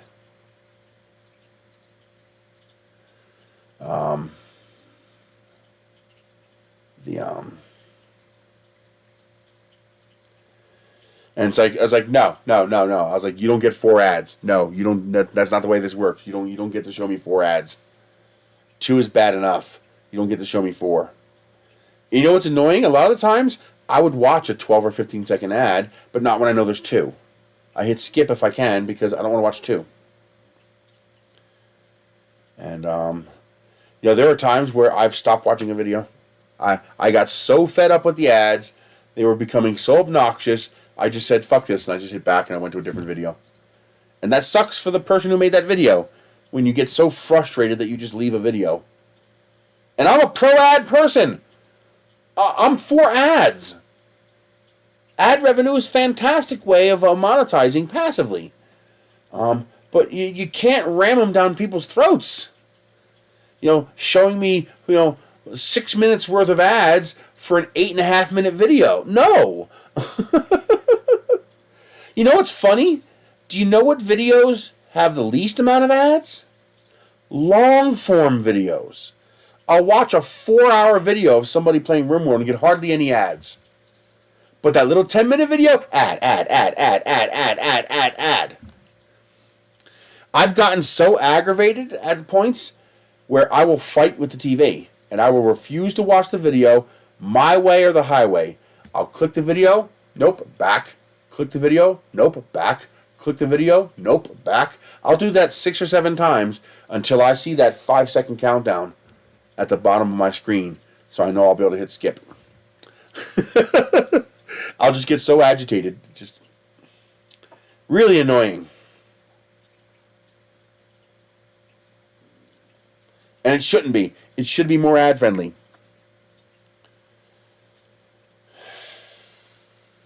Well, for example, like there's now, because Firefox is a little better at blocking ads than Opera, YouTube was testing intentionally degrading access to people who block ads.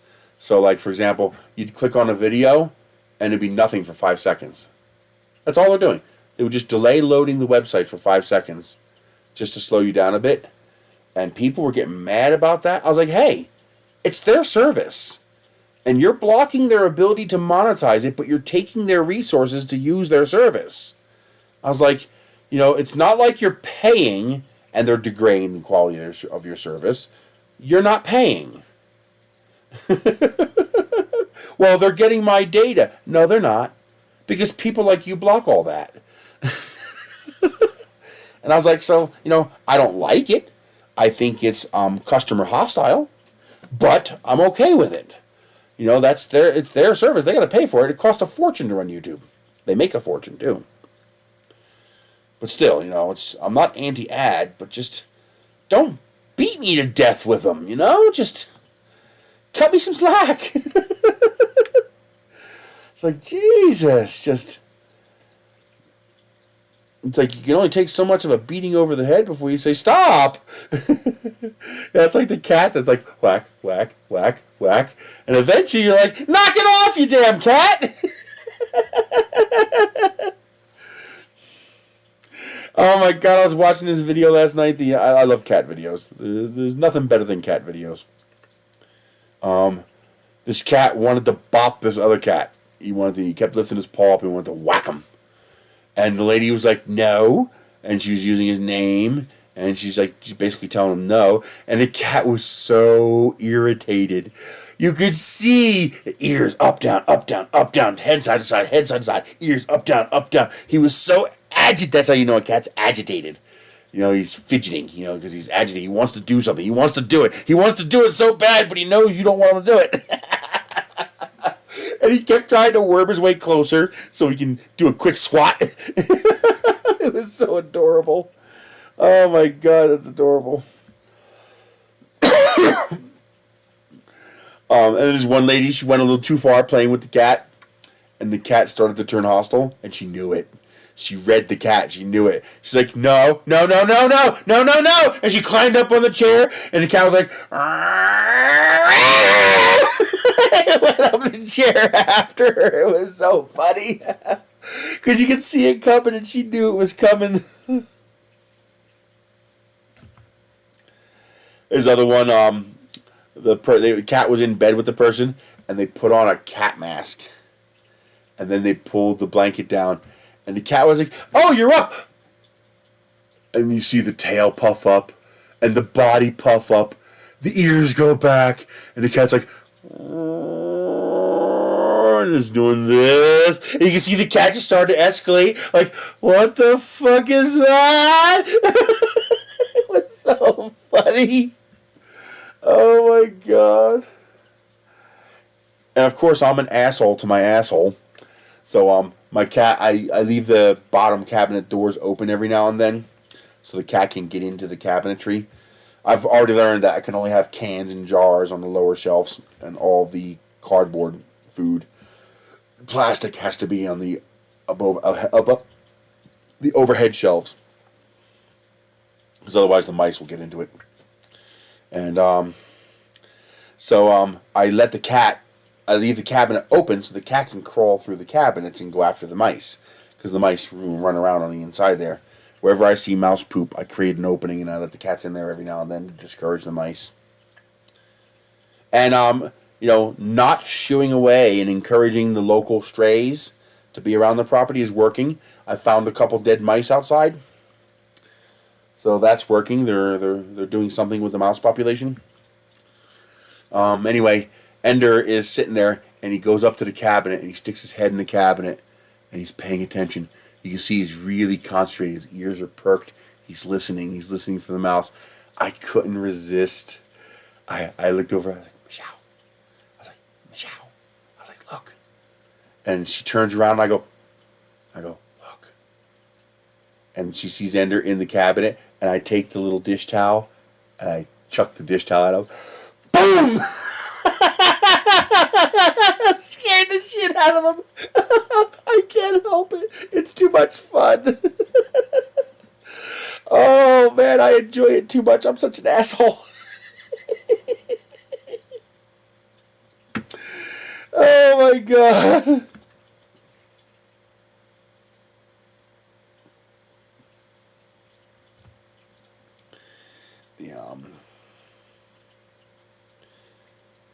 Oh man. It blows my mind to think of what we are capable of if we would stop our internal bickering and our greed and our drive for wealth and power, and if we'd actually do things good for everyone. I got so at least I can get angry on Twitter without being banned. On YouTube I have to be careful, but on Twitter I can't get angry. I can get angry without being banned as long as I don't go overt. Like be truly nasty. They're talking about building micro homes. There was an article talking about micro homes for immigrants or something like that, or I don't remember. Basically, they're talking about building micro homes on taxpayer funding. And people were raging and up in arms and build a wall, send them back home, take care of our veterans and our homeless first, blah, blah, blah, blah, blah, blah, blah. And it pissed me off. And I replied, no, fuck you. You're an asshole. Oh, you care more about the immigrants? No, you fucking dick. We already tried to give homes to the homeless and the veterans, and you said no. We already tried. You said no. So don't give me any shit that you care about our veterans. Don't give me any shit that you care about our own homeless. Because we tried, and you said no. I don't remember what state it was. I think it was Utah. I've said this before. You guys probably know. I think it was Utah. I want to say it was Utah. It might have been Nevada, or it wasn't Arizona. It was definitely, I'm pretty sure it was Utah. But anyway, the bean counters, the people in the state government, realized, a sizable chunk of our financial budget went toward, helping homeless. And there was like, is there a way we can make this more efficient? And they realized, because this works here where it might not work on the East Coast because land costs more money and weather becomes more of an issue. When you have a dry climate like we do with lots of empty land, it's more feasible. One of the bean counters got the idea, well, let's just build them little homes. Little tiny apartment-sized homes and give them to them. Don't sell them to them. No strings attached. Give them to them. Because by building homes and giving the homes to these people, it would improve their standard of living by so much that building these homes and giving them to them would actually be cheaper than what we were doing now. Than the cost we were expending in policing and healthcare and hospitals and welfare services. It would actually save us money if we just built them homes and said, here you go. And they said no. It was a NIMBY thing. No, I pay taxes. I paid for my home. No way you're giving them a free home. I paid for my home. I was like, you understand it's going to cost you more. I don't care. They don't get a free home. I didn't get a free home. So, fuck you. We tried. You said no.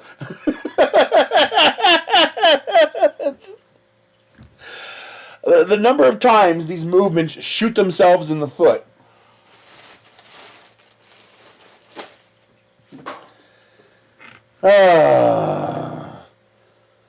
Screw that Soylent Green shit, Joe. I like my food raw and unprocessed. I like fresh human. I want to hear them scream as I dine. Oh my god. Oh, my Soylent Green is the first thing I thought of.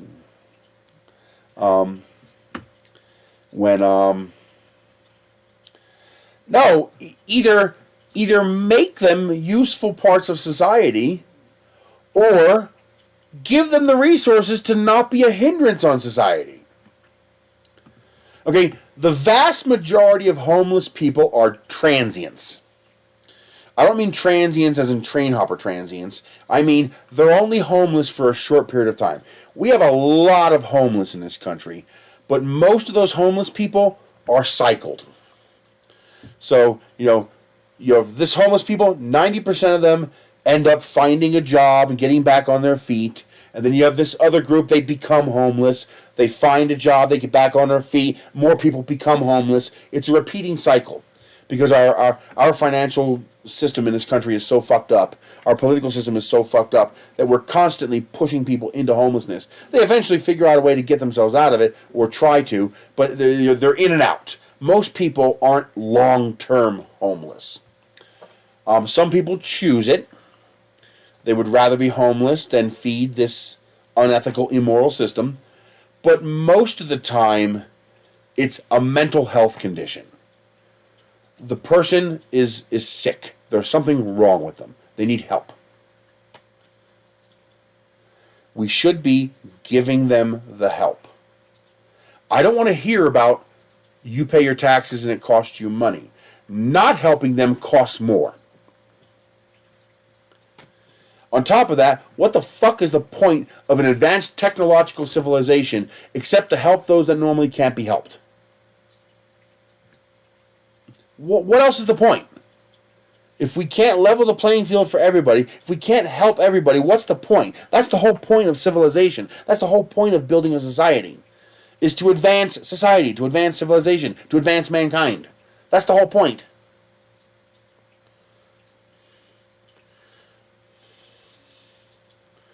Do you realize how much of our population in a medieval society would simply not exist? I should be dead. I was born blind. 1,000 years ago, I would have simply been left for dead. Because I'm useless. I can't do anything. I'm blind. And now we have the technology where we were able to fix my eyes. And we have the technology where blind people can actually function in our society. Positively function. Be a contributor to our society. Because civilization. Oh, man. Recycle the homeless. Oh, my God. You see what they did in Alaska? I wonder how many died. Bulldozed their entire encampment 2 days before a snowstorm came through. Oh, and the shelter was out of service. They couldn't go to the shelter. They did that on purpose. They wanted to kill them. They wanted to murder them without actually murdering them. So they took away everything they had so that the weather would murder them. Yeah, real nice. Sickos, man.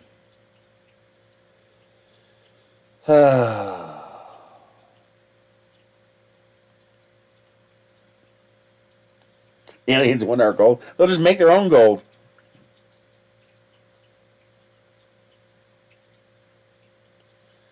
Oh, Jesus, that's just sick, man.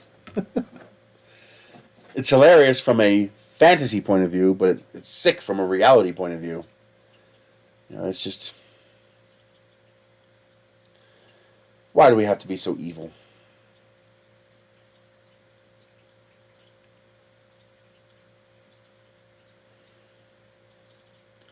So, anyway, the patio out back has a problem where whenever it's windy, it's not really usable because the wind just blows through there so hard. And so I need, until I can get filament sponsors, until I can get somebody to sponsor filament, because even though I have a gratuitous amount of filament, I have nowhere near enough filament to build an entire building. So until I can get enough excitement in the project for filament sponsor, I need smaller projects that I can do myself with what filament I have. And so the idea is I'm going to make the bricks to create a wall with a door size opening. I'm going to print a door too. I want to create a wall on the right hand side, the west side of my patio out back. But the problem is I don't want to use PLA. I want to use PETG because, number one, it'll last longer. Number two, it's friendlier with all metal hot ends. And number three, I can get transparent colors. Meaning, during the day, light will come through the wall. Not only will it look very nice, but it'll prevent it from being really dark underneath there. Because I don't want it to be dark. And,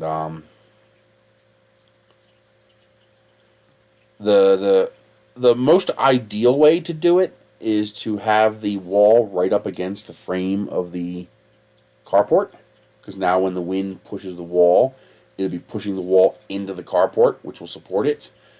But I don't think I want to do that. I think I want to push it out, 5 feet or so, and have a small roof on it that would lean into the carport. And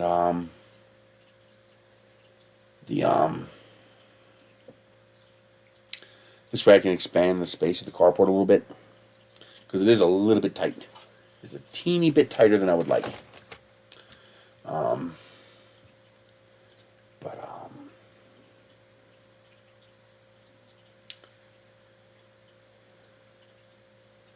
Yeah, so I'm going to start with that, because that wall will be what, 16 feet long and roughly 8 feet tall. I haven't in a while. It's got a bunch of stuff out there right now. I just haven't gotten around to it in a while, but I'd like to get back to doing that. That's why I'm thinking about this. So how much filament would I need to do that? So the parts are 12 by 12 inches. So that's 16 by 8. That's 128 square feet, which means 128 kilograms of plastic.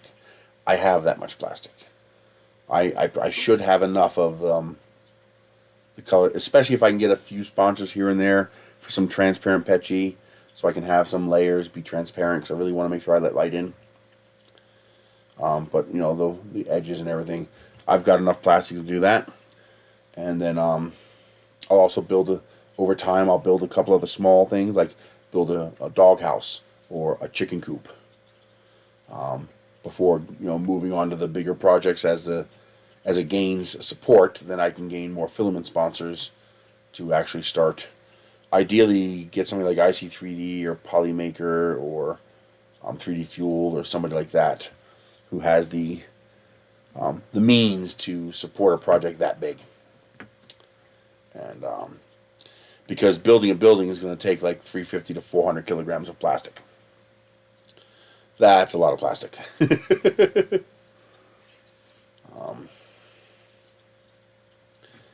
It's not out of the realm of feasibility, though, because let's say you need 350 kilograms of plastic for a small shed, like a 10 by 10. Let's see, if it's 6 feet tall, 10 foot wide, 6, 12, 18, 24, that's 240 square feet, plus the ceiling, which is 100 square feet, 340 square feet. So you're looking at about 350 square feet, or 350 kilograms of plastic. 350 times 8, that's $2,800. $2,800 for a 10 by 10 shed is a pretty good deal. That's not bad. That's not bad at all.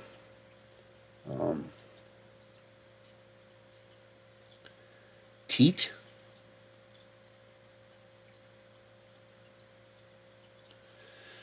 So I think to start the project, I will start building that wall there. I'll also be able to experiment with printing hinges into the walls and building a door out of bricks. Although I could probably make the door half-size bricks, but it might be worth making it full-size bricks. Oh, test, okay. Oh, you're seeing how far the filter will let you get. Now, why did you do that? Okay.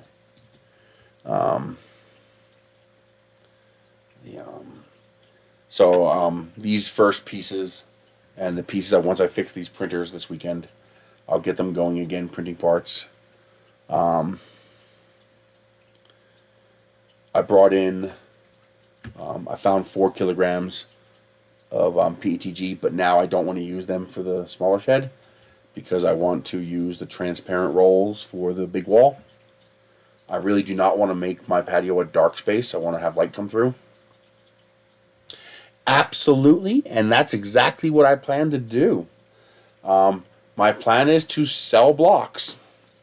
So every time I print one of these blocks, it will be, especially if I'm making $50 or $100, it'd be childishly easy for me to spend the few hours it takes to take your company logo, your name, or whatever, and emboss it right into the brick. Or if you want to make something fancier, like if you want to make a multicolor, like if you want to use your bamboo to make a multicolor 12 by 12 inch block, I will 3D gloop that onto the outside of a brick. And yes, I plan to sell blocks to help fund the project.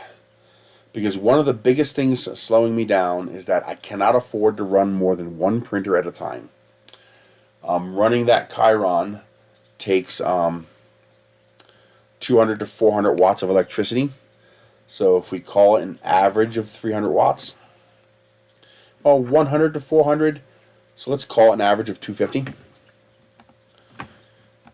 So 250 times 24 times 30 equals, divided by 1,000 is 180 kilowatt hours times 0.147. That is $26.50 a month will be added to my electric bill to run that printer.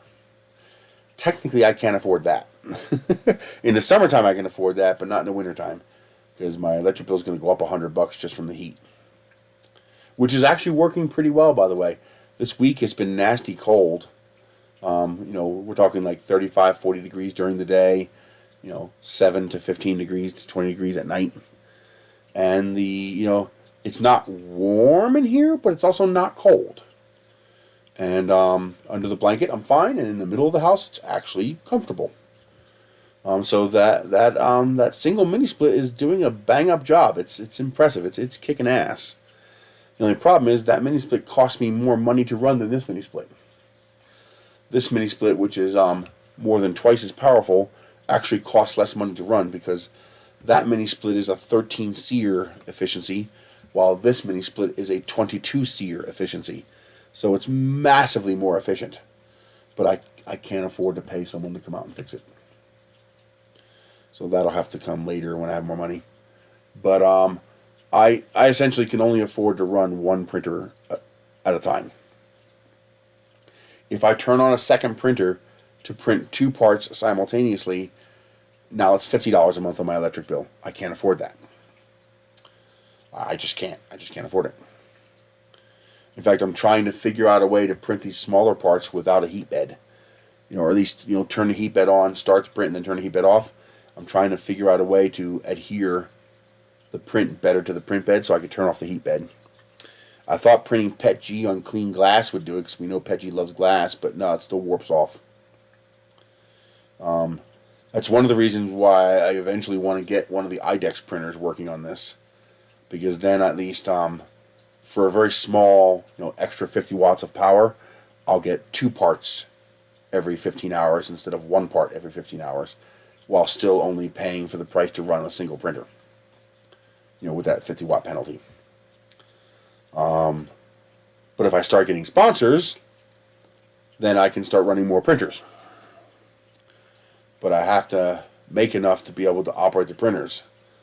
And it's kind of annoying having so many fucking printers and I can't run them. It's really annoying. It's like I got 160 fucking printers and I can only run 2. But yes, that's the plan, to have energy sponsors. Every call it $30. So every monthly $30 sponsor would allow me to start up one more printer. But then I want to sell the bricks, put people's and companies' logos on them. Like that million pixel project they did, but do this for bricks for a big project like this. And I already did it on this one. You can see it works pretty well. You can see I have sheds embossed on the bottom of the block there. The delay is annoying. There it is. Sheds. And, what I would probably do is make the embossment a slight bit deeper and then paint a contrasting color on it to make sure the logo pops. I can't do black, so it'll have to be a color. Like a blue, a red, a green, a yellow that contrasts with whatever color the block is. And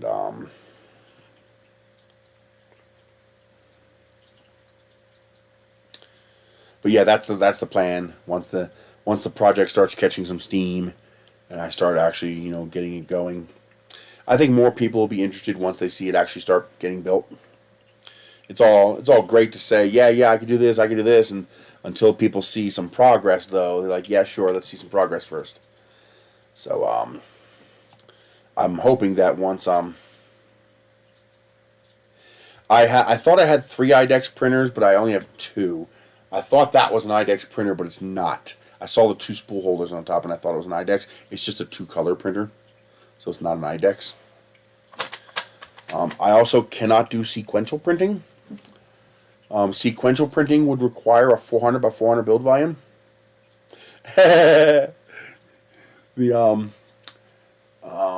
Even though there is enough room for 2 blocks on a 300 by 300 bed, there's not enough room for the print head to avoid hitting the first block.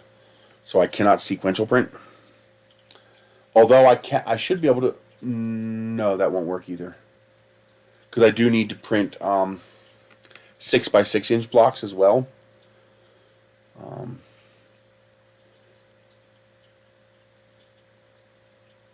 I gotta find my Ender 3 Max. The Ender 3 Max could print a 6 by 6 block because it has a 300 millimeter build volume.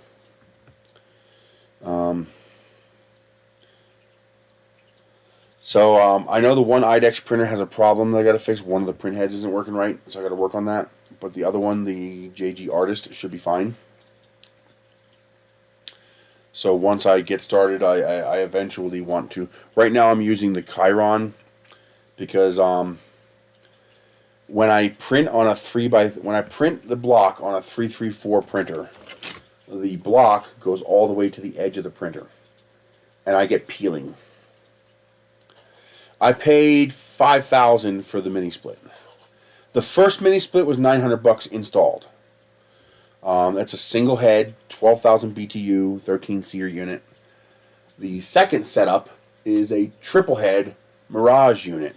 So it's a 27,000 BTU triple head, 240 volt mini split.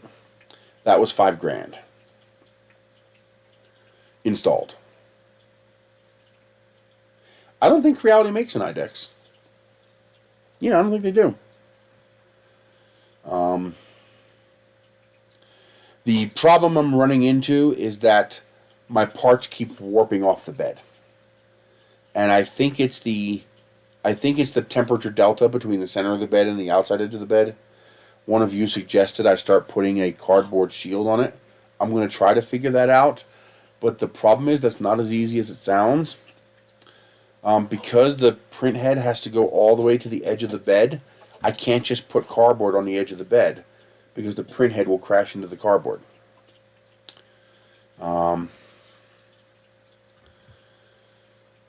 And so the cardboard will have to be cantilevered out somehow to create a puddle of heat. Because I think what's happening is the edges of the heat bed are a little bit cooler than the center of the heat bed, and that's causing a difference in tension in the plastic, and so inevitably one of the corners peels up. And I can handle a little bit of peeling. But not much. When I print on the Chiron, which has a 400 by 400 bed, that means I have an extra 50 millimeters between the end of the object and the end of the bed. So the extra cool outer edge of the bed doesn't affect the model as much. On top of that, it's an AC heat bed. It's a 750 watt AC heat bed on there. So it gets a lot hotter, a lot faster, more stable. Which is why I am concentrating on using the Chiron to print all of these, because it has that large bed. I have 2 other printers that large, but they're useless for this because they don't have a, like for example, my CR10 S4, it has a 300 by 300 heat bed. My CR10 S5 has a 300 by 300 heated section, which means they're going to have a bigger delta problem for temperature. The Chiron is the only 400 by 400 printer I have that has a 400 by 400 heat bed. That's why I was hoping to get AnyCubic to sponsor a couple printers, because having a couple more Chirons would have been nice. And so that is an issue. If anybody knows how I can improve bed adhesion, what surface I can use to make sure PLA and PETG really stay put, because that's the bottom layer. It just looks like that. It should actually more like this, because it's going to have the bottom of that But, you know, it's just the two perimeters and a grid. Now, part of my peeling problem, I think, is the under extrusion I'm experiencing. And that's my dumbass fault. I should have realized that. All metal hot ends and PLA don't work together. You have to make some changes. I gotta oil the hot end, and I have to reduce the retraction to below 3 millimeters, ideally below 2 millimeters, or I'm just going to keep clogging the hot end. It's clogging in the throat. And I should have realized that. I've encountered that before. I just didn't think of it. And I probably could have fixed this one before I destroyed it. The nozzle resisted coming out, and I tore up the threads pretty good getting it out. I got another nozzle to go in, and it seems to be seated. But if I try to pull that nozzle out again, I'll probably destroy the threads more, and it probably won't go back in.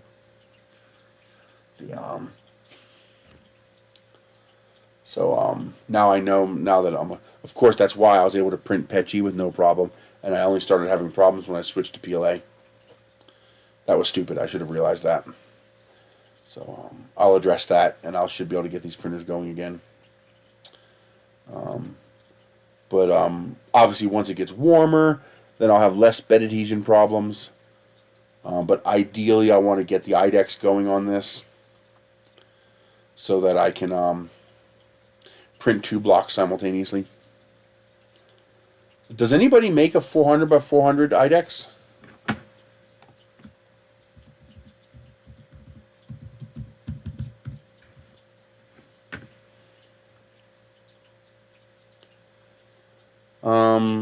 T-Rex. Woo!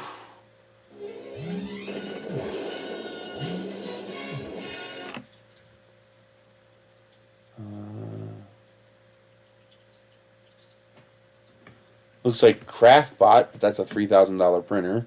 They're not going to send me one. Oh, FlashForge Creator 4.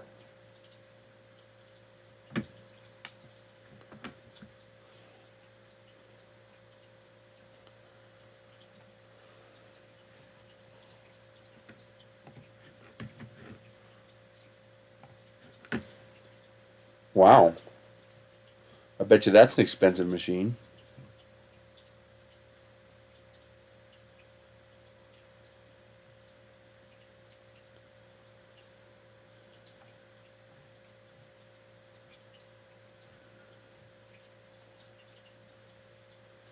The 4 by 3.5 is kind of annoying, but it should, especially with a enclosed chamber, that should work. Yeah, but they're not going to send me one of these. These things, yeah, get a quote. Yeah, it's expensive. Hey, DeWitt. Yeah, I heard a lot of people had problems with the T-Rex. Very annoying machine. One of my friends from Pennsylvania had one. He couldn't get rid of it fast enough. Creator 3. Oh, your FlashForge. Wow, that's a cheap price for that printer. It's a good machine. It's a bit annoying, it's a bit proprietary, but it's a bulletproof machine. I have a FlashForge Guider too. I got to get that one running actually, because that one will handle this no problem, I think.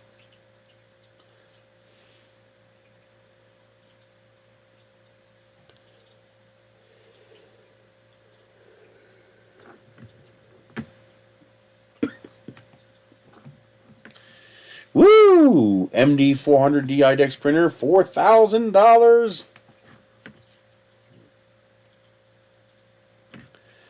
Hey, Tron XY might be an option. I mean, it'll require a lot of work to bring it up to snuff, but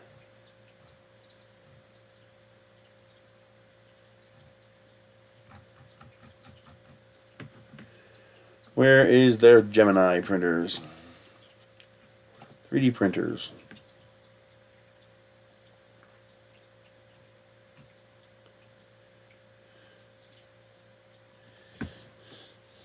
Man, I would love to get one of these large-scale printers. They're going to have to lower the price on these large-scale printers, or the The Elegoo Gigastorm is going to eat their lunch.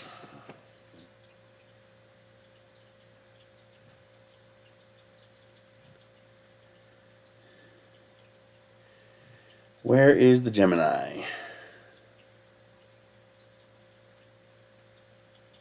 Here's the Gemini. No, that's the 334 one.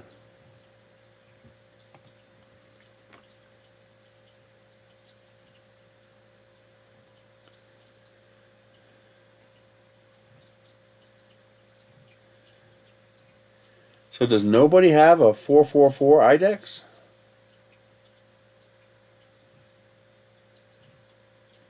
Seems like everybody stops at 334.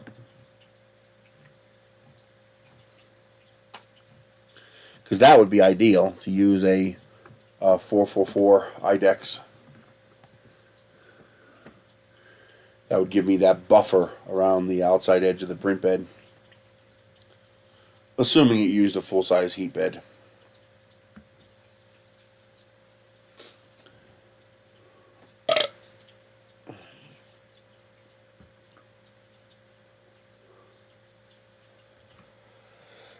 Oh, man.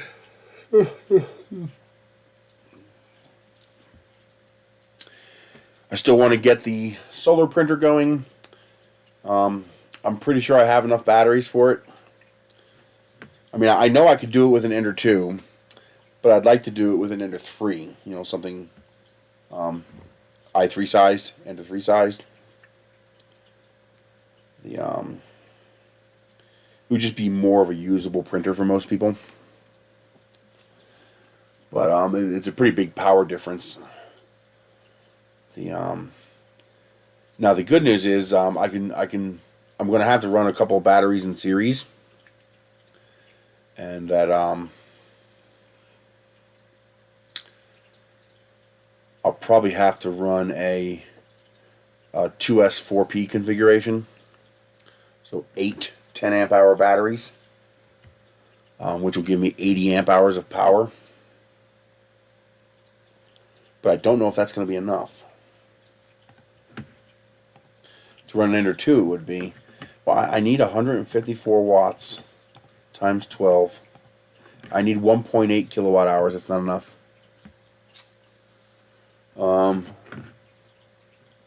16 of them might do it, but I don't have 16 of them. Yeah, I don't have 16 of those batteries. So 10 times 12.8.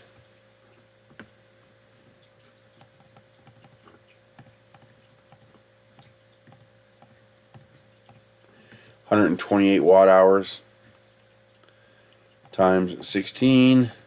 That's 2 kilowatt hours. So yeah, I would need a full 16 of those batteries. That doesn't make any sense. At that point, you just get 200 amp hour batteries, and then you'll have 2.4 kilowatts of power. So that's about $400 in batteries. But the nice thing is I can run the printer directly off the battery. No power supply, no AC inverter. Since the printer's 24 volts, and I can run it directly off 24 volts by running 200 amp hour batteries in series. They are 1.2 kilowatt hours each, so that's 2.4 kilowatt hours, which is enough to run the printer for 12 hours. You'll have some sunlight during the other 12 hours, full sunlight for maybe 8 of it. So I would need a sufficient number of solar panels to replace 2.4 kilowatt in 8 hours. So 2.4 divided by 8. I would only need a 300 watt panel, but then I need double that because I have to run the printer times 2, and then double that because of the low light from the wintertime and the inefficiencies of the solar panel. I would need 1.2 kilowatts of solar panels. Although I could probably do it on 900 watts. I think 900 watts of panels would do it. I mean, I think one panel would do it, but I think there's going to be days where you're not going to get enough light and you're going to run dry. So to have enough safety margin, to have enough energy margin, you'd want to run 300 watt panels into your battery. This will guarantee that, and this will also extend your 8 hours of power time, because the more panels, let's say I have a 300 watt panel and it's only giving me 75 watts. Well, that's not enough to run the printer. But if I have 600 watts of panel, that's 150 watts. That's enough to run the printer.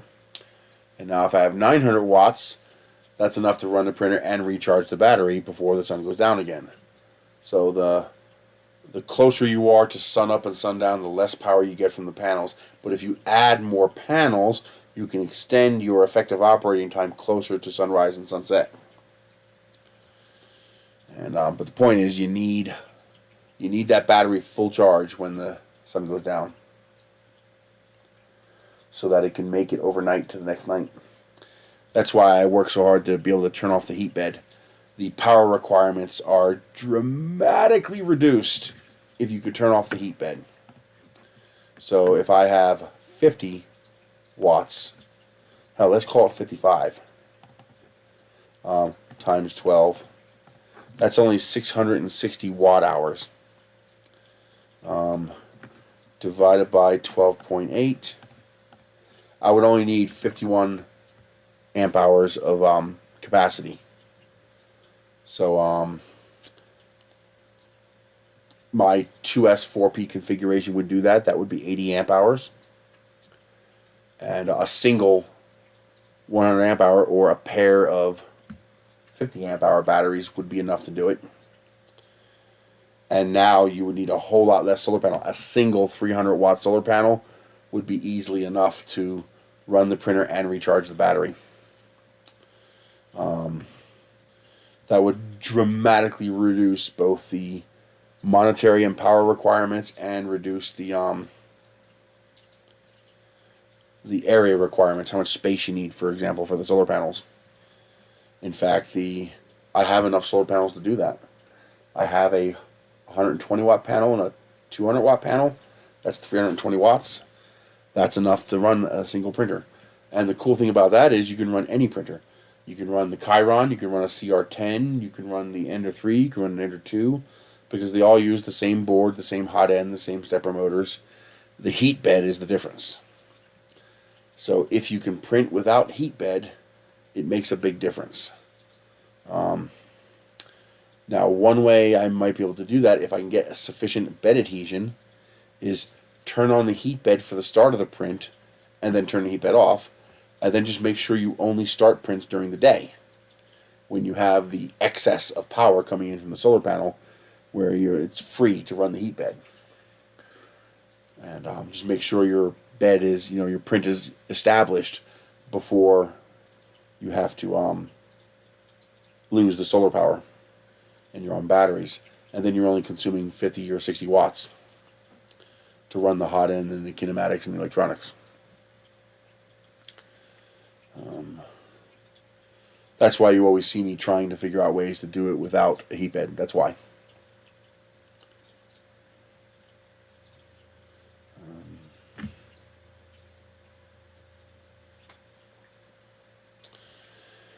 But go from there. The doctor has me on this nasal stuff. The Flutacast 1 propionate. Theoretically, if it works out, this will help shrink my mucus glands, which should help reduce my postnasal drip, which should help reduce my coughing, which would be a very, very big deal. I don't smell that. I don't smell a floral smell. But I don't have the greatest sense of smell either. It is a steroid, but it's such a low dose and to an area that's non-critical that he said that long-term usage should not be a problem. There should be no bad side effects. So he says it's going to take, about 2 weeks for it to start working. Let's hope. because I'd really like to stop having a pile of snot towels at the head of my bed. I mean, it's so bad. It's the amount of snot that I create is just ridiculous, and apparently, that's part of what's causing my coughing problem. The postnasal drip tickles the back of your throat, which induces coughing. And then, of course, once you induce coughing, the throat becomes raw, which further exacerbates the coughing.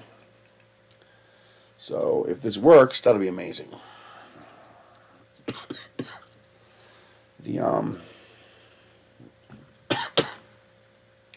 Go from there.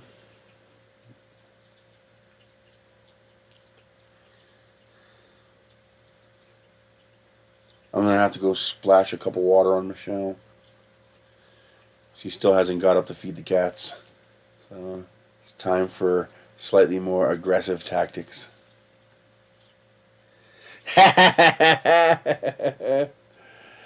Oh, if I forget to blow my nose before eating my lunch?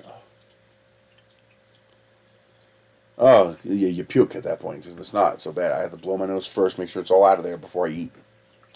Or it's nasty. But, yeah.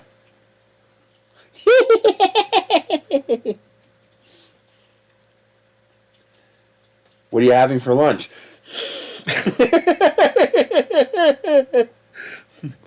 I got a new cable. This is neat. Again, $1.99. But it's A to C, 100-watt compatible. This one's a right angle plug with the display on it to tell you how much power you're using. So most of my phones won't work with that. I use rugged phones, so the USB port is pretty deep inside there. But for other things, that'll work out nice.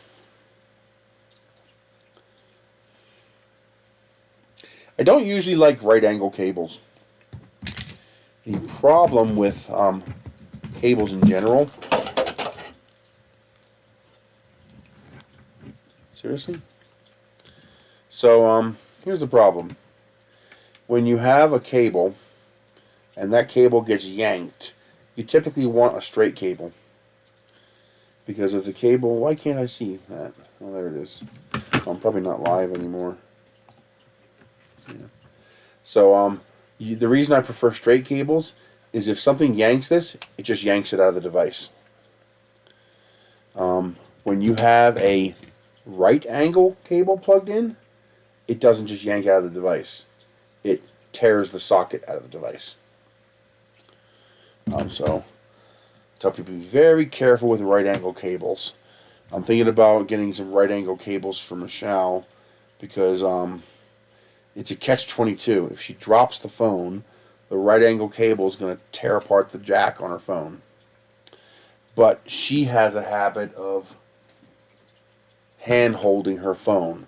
So she holds the phone like this. And so inevitably the cable gets wrapped around her fingers as she's holding the phone. And she ends up bending and twisting the cable, which is obviously really bad for the device. But a right angle cable would sit flush on the phone. And so now when she wrapped her hand around it, it's not going to be putting pressure twisting that jack.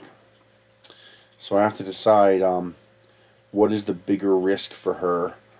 The damage she does to it holding it, or the risk of damage because now if you drop this cable is not just going to yank out. It's going to twist. See how it's being twisted sideways? So it's going to tear apart the jack on the inside of the phone. I haven't seen her drop the phone too much, so I think it might be better.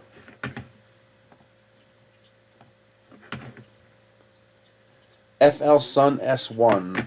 Is that that's the new Core XY they came up with, right?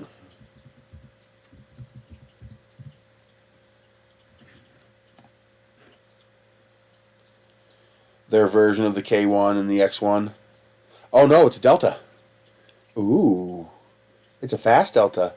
And it's got a large build volume, 320 by 320 diameter. Ooh.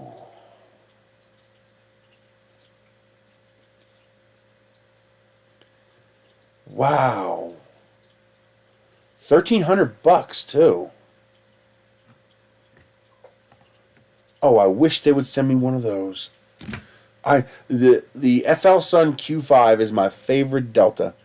I mean, in the past, I never ever suggest Deltas for beginners because Deltas are like automatic bed leveling. You cannot manually level a Delta. You can only level a Delta mathematically in software. And if that software is not done right, you're screwed. As an end user, you're screwed. But the Q5 was the first Delta that was so well made, that works so well, that it's the first and only Delta I would ever suggest for a beginner. Fantastic machine. So I like FL Sun Deltas. Well, you get a square Delta by having a larger diameter. Like even that 320 by 320 might not be enough to print one of my bricks. So basically you have to draw a 320 millimeter circle and see if the edges of this fall within that 320 millimeter circle. I don't know if it will. I can probably find out. So that is, well, what's my diameter?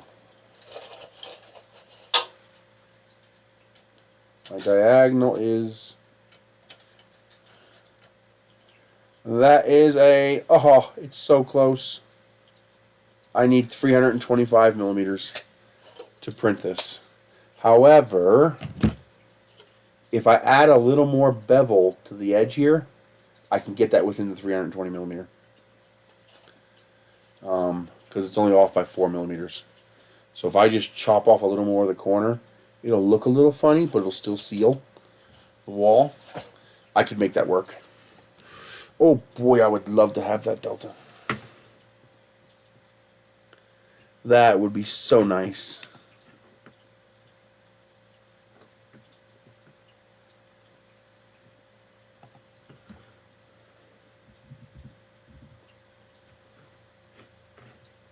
I don't want you to do that. Dumbass printer.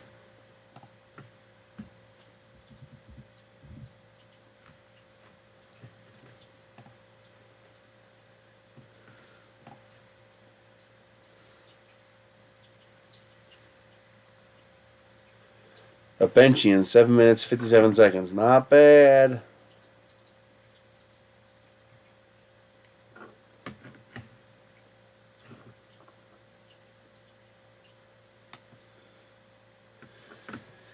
Boy, if anybody has any contact with FL Sun, poke them for me.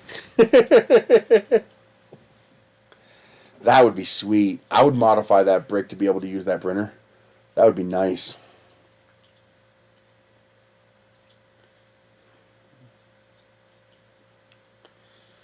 But yeah, if you have a square object, you can get a pretty close idea of the diameter you'll need. As long as your object is square, just by measuring the diagonal. And as long as your measurement goes through the center of the print. So I would need 224, or I'm sorry, 324.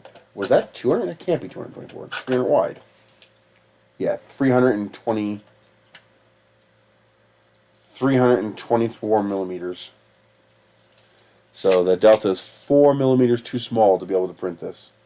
But if I chop off the corners a little bit, I can get that under the 320 millimeters,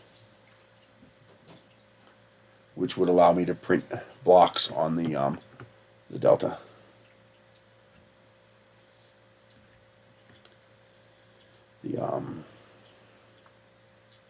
Well, if you don't think it'll inhibit your relationship, give them a poke for me.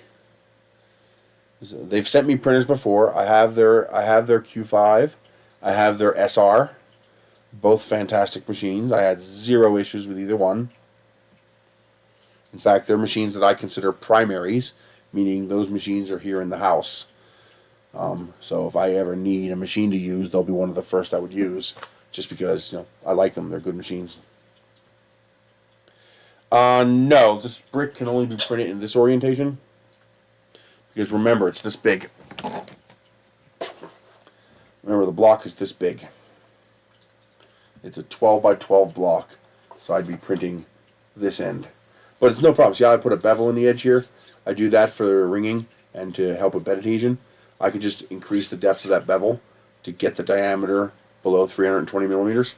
It'd be easy to make this printable on that. And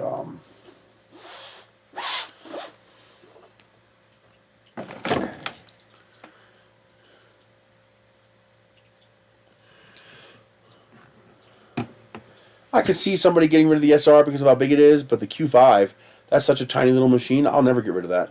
I love my Q5. It's such a it's just a good, reliable machine. You know, it's one of those where I can just walk up to it, hit print, and walk away, and I don't have to think about it. It's going to work. Well, I imagine he sold them. I never got the V400.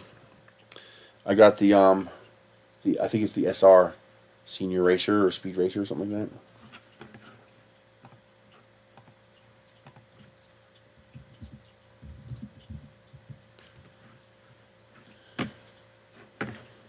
Yeah, Super Racer. How big is it? Is it a 320 or is it a 300? It's a 260. It's got the 300 millimeters height that I need, but I can't print a block on 260. Although I can print the 6x6 inch block. So maybe I'll slap a 0.8 millimeter nozzle on my SR and let it print my 6x6 inch blocks. Since I'll have 8 rows, I'll need 8 6x6 inch blocks to finish the entire project.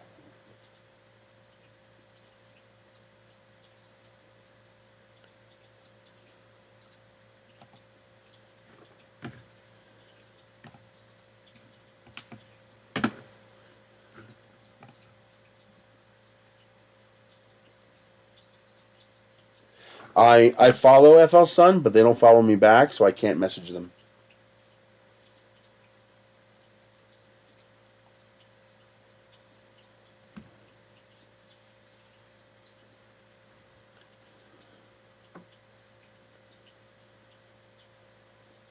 Oh, good. At least somebody got the Q5.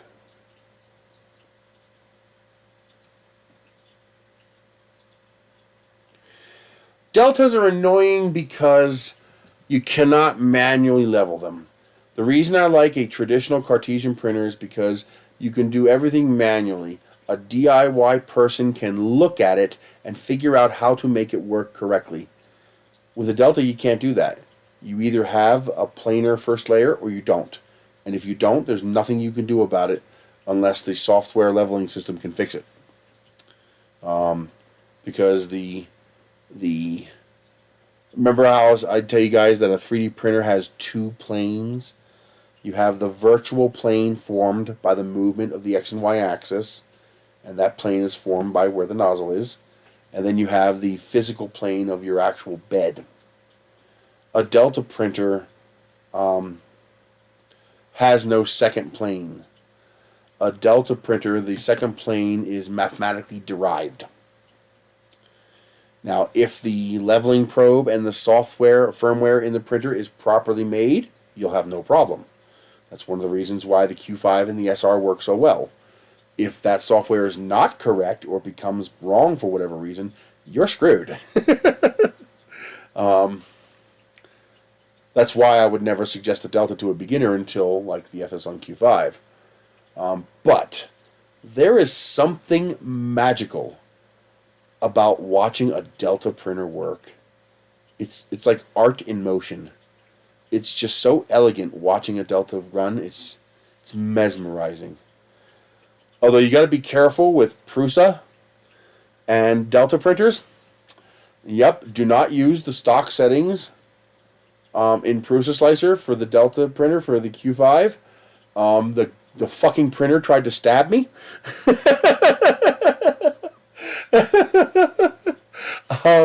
I was putzing around on the bed, cleaning it off with alcohol.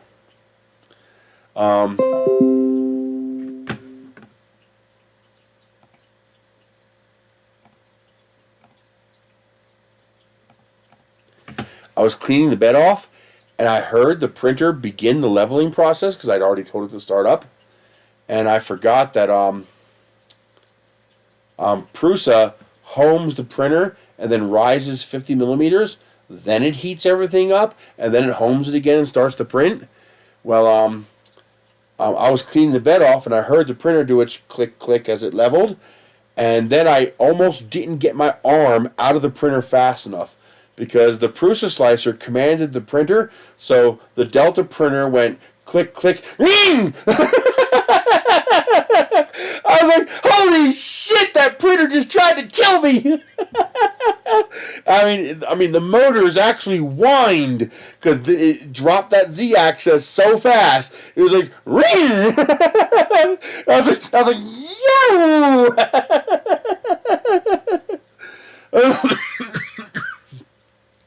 That was funny.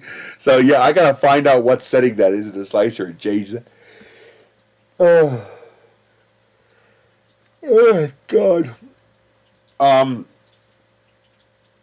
lost the probe for my Q5. I gotta find it because my first layer is a tiny bit off. The mesh has a slight bowl, so either the center is too close or the outer edge is too far. Usually I can get a happy medium with the micro stepping, but the Q5 does not have fine micro stepping. It only has 0.1 micro stepping, and it really needs 0.05 micro stepping. Most of the time, the 0.1 is either a hair too close or a hair too far, and 0.05 would be exactly what I need. But usually I just slow down the first layer and it's fine. The Q5? No. Q5 is just Marlin. But yeah, that head tried to impale me. I was like, damn you, Prusa! Trying to attack me with my own printers.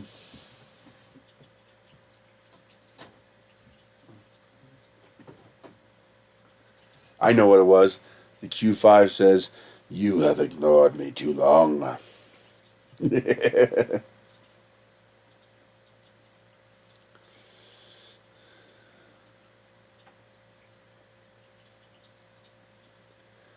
Huh.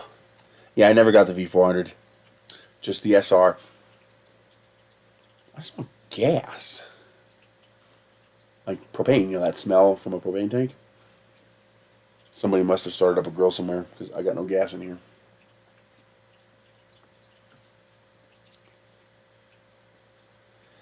There was a guy, oh, I would love an Artemis. I don't care if it's slow. Artemis is sex on a printer. It's gorgeous. It's a beautiful machined aluminum. It's just a gorgeous machine. I always wished I could have gotten an Artemis. But that was an expensive printer. Woo! Was that an expensive printer? Let's see. CNC Artemis.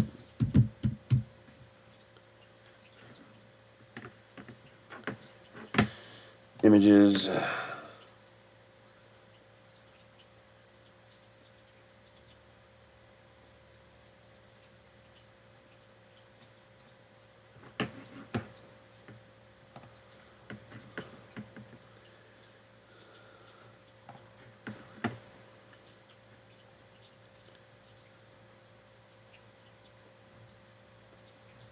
Do they still sell them? No. But yeah, here's a link if you guys want to see it. Beautiful, beautiful machine. Very pretty. $3,000 printer. Oh, this is a dual. Yeah, that was a beautiful machine.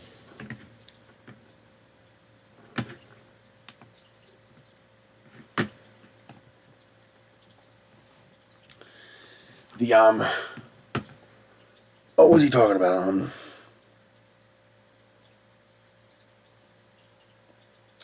Oh, have you guys seen the latest electric car meme going around? Where they show, a bunch of motorists stuck in a snowstorm. And it's like, You know, would you want an electric car and be stuck in this? And it's one of those things that just makes you facepalm.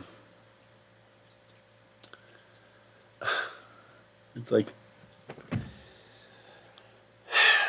so what you're saying is you'd rather be freezing to death in the gas car while the person in the electric car is nice and comfortable.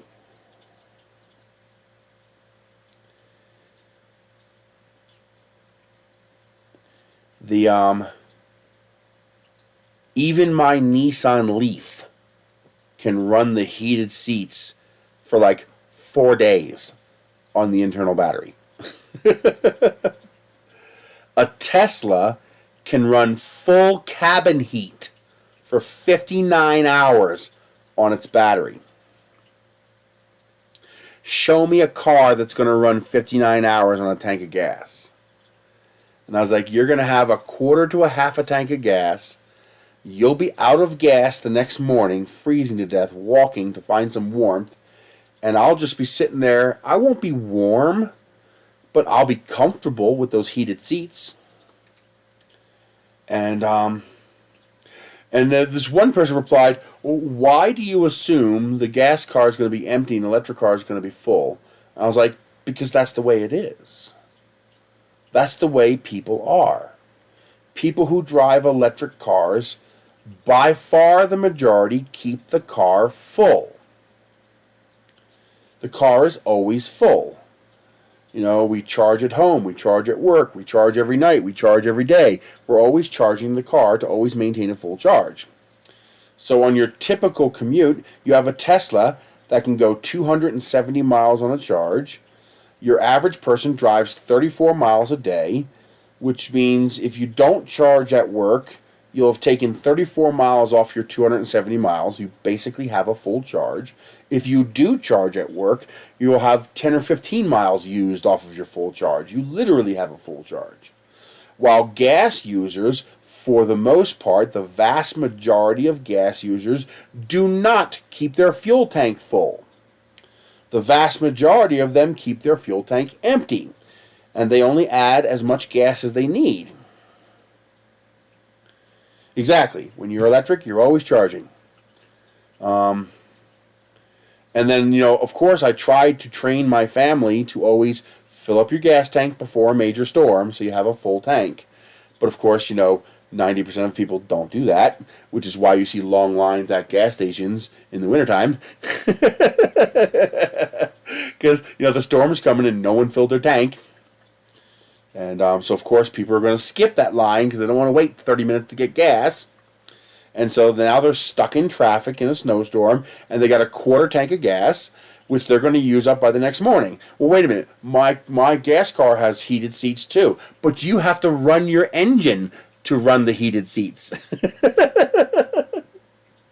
I had one guy, well, screw you. My truck's got 150 gallons. I was like, or something, whatever he said, some crazy amount.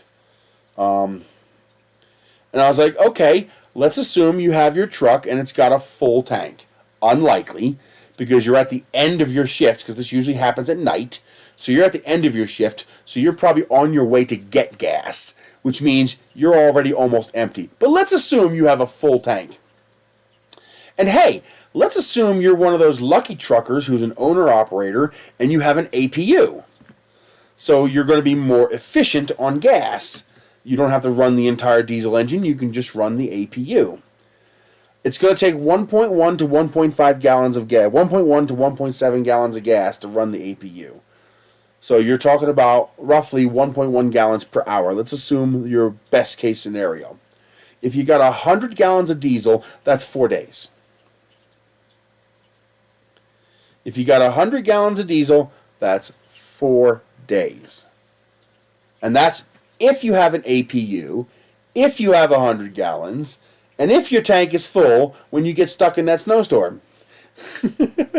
And that's assuming you want to blow $600 in fuel to run the heater versus climbing out of your rig and going and get a hotel room for a fraction of the price of that tank of fuel, which is probably what you're going to do.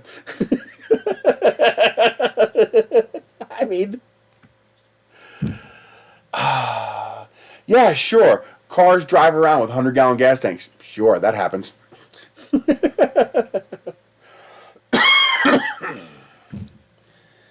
Oh man. It's like they post these memes that are supposed to be poo-pooing on electric cars when they're just making the argument for us.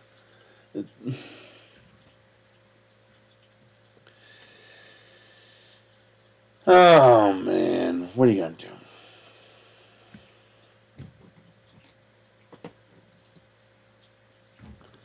I wish my electric car wasn't busted. I wish Nissan didn't fuck me over on that. But I don't think there's anything I could do about it. I can't afford to sue them. I can't afford to take them to court. I can't afford a lawyer. What are you going to do? I can't even take it to Albuquerque anymore. The load on the battery pack to come back up the mountain is too much. And the BMS triggers a cutoff and the car turns off. I can drive it around town. That's it. Really sucks.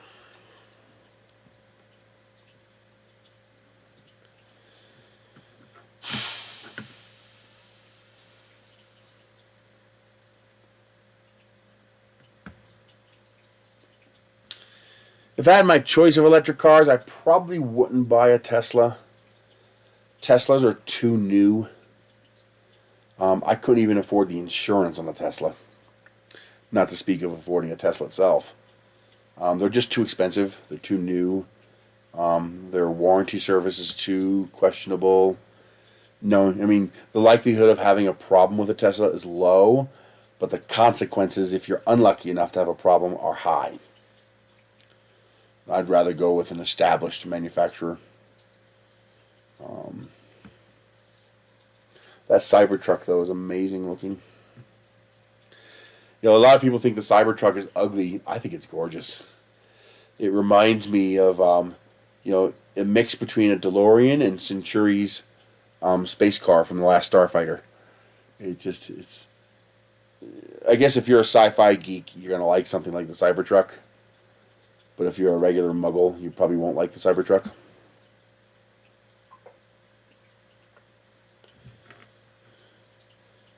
I mean, shit, I couldn't even afford to take my car to a place to have them repair the battery, because you're talking like $2,000 just in transportation costs to haul the car to Arizona, which is the closest shop to that does, like, you know, aftermarket battery packs, and then to have them take apart the battery, replace the bad cells, and put it back together. Get matched cells, you know, that are similar in capacity to what I have. Yeah. Well, it's good for that, though. That's the whole point.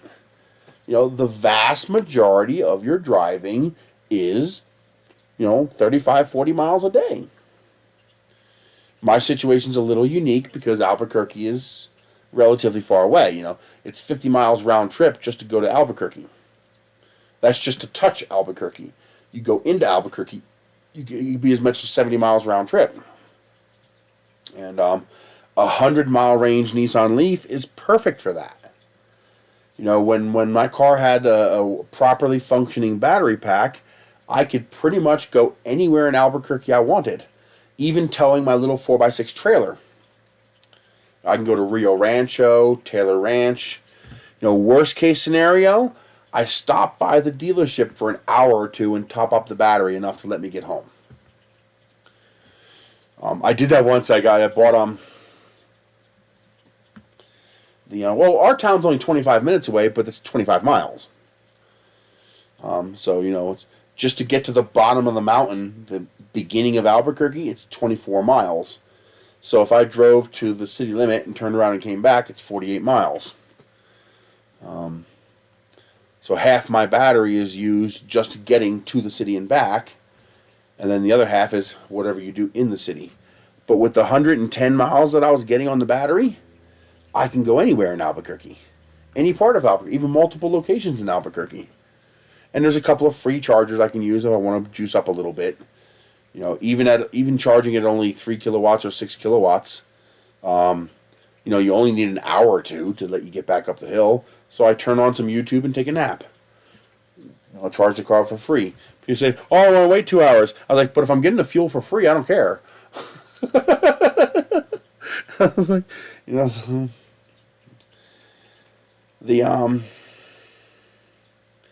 but now with only being able to go 40 miles and only on level ground, I can only use the car locally. Some of the batteries in the car are bad.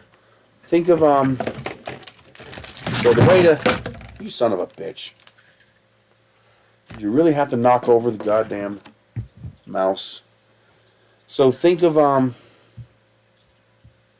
battery. It's a battery pack. So think of each of these switches and each of these sockets as being a battery pack. So a lithium-ion battery is 3.2 volts. Wait a minute, the car's battery is 400 volts. Well, you get that by stacking batteries together. So inside of my Nissan Leaf, there's 92 individual batteries. No, this is not the classic Leaf problem. This is a rare problem. Very few Leafs encounter this. I have a defective battery, which is unusual. My car's only got 40,000 miles on it. I've known about this problem since 2019, but Nissan refuses to acknowledge it. Every year I go in for my battery check, I report the problem. They've even gotten to the point where they won't put on the battery report when I go into the battery checkup. They refuse to put on the receipt why I came for. I noticed that. I noticed that none of my receipts actually have on it what I came for. And that's because if the battery is defective, then I can use that receipt to say the car was under full warranty and I brought it to you and it was defective and you didn't acknowledge it. Which is why they lie when they make your receipt and they don't put that reason on the receipt. Shady dealer. But so you have a whole bunch of batteries. There's 92 of them in a Nissan Leaf. So let's keep it simple. Let's say you have a 3 battery car and you have a 3 volt battery. So that means you have 9 volts. Now the way you determine capacity on a battery is basically with voltage. It's a simplified way, but it's basically voltage. So, you know, at this many volts your battery is fully charged. At this many volts your battery is depleted. So a lead acid battery, for example, they charge at 13.8 volts. A fully charged battery just sitting is about 12.6 to 12.8 volts. 12.1 volts or so is a dead battery.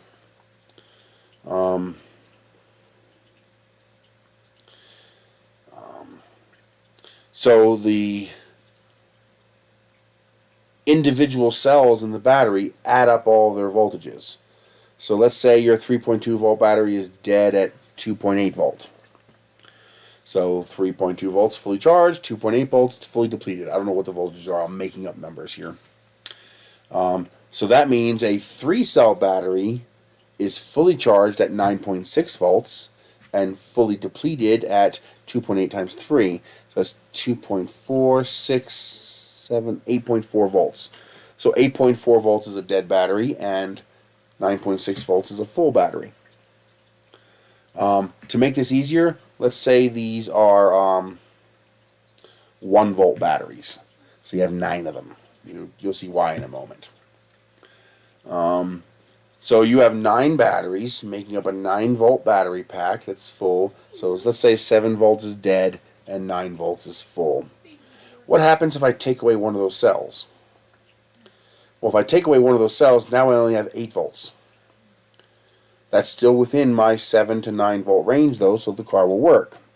What happens if I take away a second battery? Well, now it's going to report 7 volts. It's going to think the battery's dead. If I take away the batteries partially, so they're not providing their full voltage, you'll see you're going to reach a point where your battery's fully charged, but because you have a couple of bad cells, the BMS thinks the battery's depleted. And in order to protect itself, because unlike a lot of other battery technology, with lithium batteries, if you over-discharge them, if you draw power below their deplete state, you permanently damage the battery. Like, you destroy it, you wreck it. So the BMS, the circuitry in the battery, if you've ever taken apart a gadget that has a battery in it, if you take apart the polymer cell inside your cell phone battery, you notice there's a little circuit board on the end of it. That's called a protection circuit, and that's designed to cut off the battery once it reaches that minimum voltage to avoid damaging the battery. So it's very dangerous to run a lithium battery system without some kind of voltage cutoff protection system for both maximum voltage and minimum voltage. Well, what happens is, because a couple of my cells in those 92 cells have gone bad, they are undervolting. They're not producing enough power. The overall pack voltage drops. And when that overall pack voltage drops below a certain threshold, the BMS turns off the battery and shuts down the car, even though the battery is almost fully charged, because of those few bad cells that are bringing down the entire pack voltage. That's not an electronic failure. The BMS is doing its job. It's protecting the car. It's preventing me from blowing up the battery pack and burning the whole car down. So it's not the BMS's fault. The problem is, 4 or 5 of those 92 batteries in the battery pack are bad. And the problem is, they're not bad enough to trigger a response in what's it called? Encore? I forget what the name of their computer system that they plug into the car. I think it's called Encore. It might be called something else. But anyway, when their computers run their analysis and the car self-reports, it says, "Oh, I'm fine." And that's because when you plug the car in and charge them, those bad batteries report full voltage. It's only when you place them under a load and you start using them that you realize that voltage was a fiction. It was fake, and the battery voltage drops. And I don't know why they won't honor the warranty. Fall again, I'm throwing you across the room. Go ahead and mess with me. I don't know why they won't honor the warranty. I'm wondering, does the dealer have to eat part of a warranty claim? Like, if I get a warranty battery replacement, I just assume Nissan America would authorize a warranty battery replacement and then they would replace the battery. Does the dealer have to eat part of that? Because the dealer even tried lying to me. When I brought the car in, they said, well, we see what could be an indication of rodent damage. I was like, well, first of all, you're full of shit, because how do rodents get inside the battery pack? And how would you see that without looking inside the battery pack?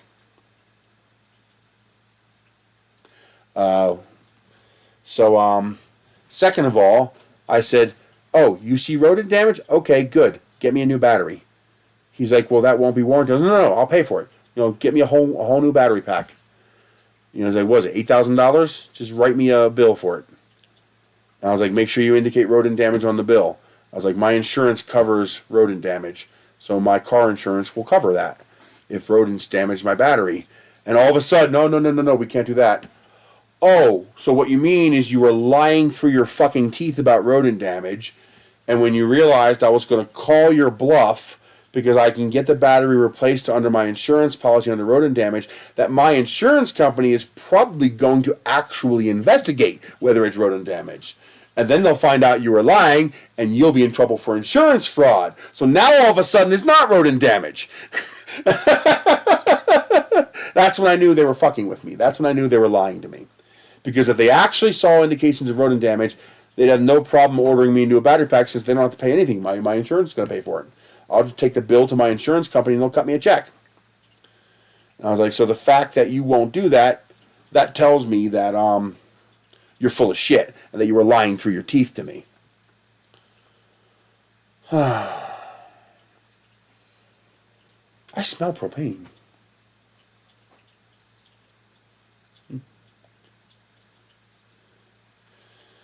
So now I'm stuck with a car A brand new car with 40,000 miles on it that can't go anywhere, that I desperately need because I can't afford gas. And you know what sucks? I'd get even more range if they replaced the battery, because they don't have 30 kilowatt batteries anymore. They only stock 40 kilowatt batteries now. So if they replace my battery, I'd get a 40 kilowatt battery. That's 33% more power than my existing battery. That would be amazing. Being able to go, 140 miles on a charge. Oh, that would be awesome. 140 miles would make a big difference. That actually makes the difference between being able to truly go anywhere in Albuquerque, and would even open up traveling, because there are some places where I could go where I'm like 20 miles short of being able to make it to a charging station because of where I live. And that extra range would make that difference.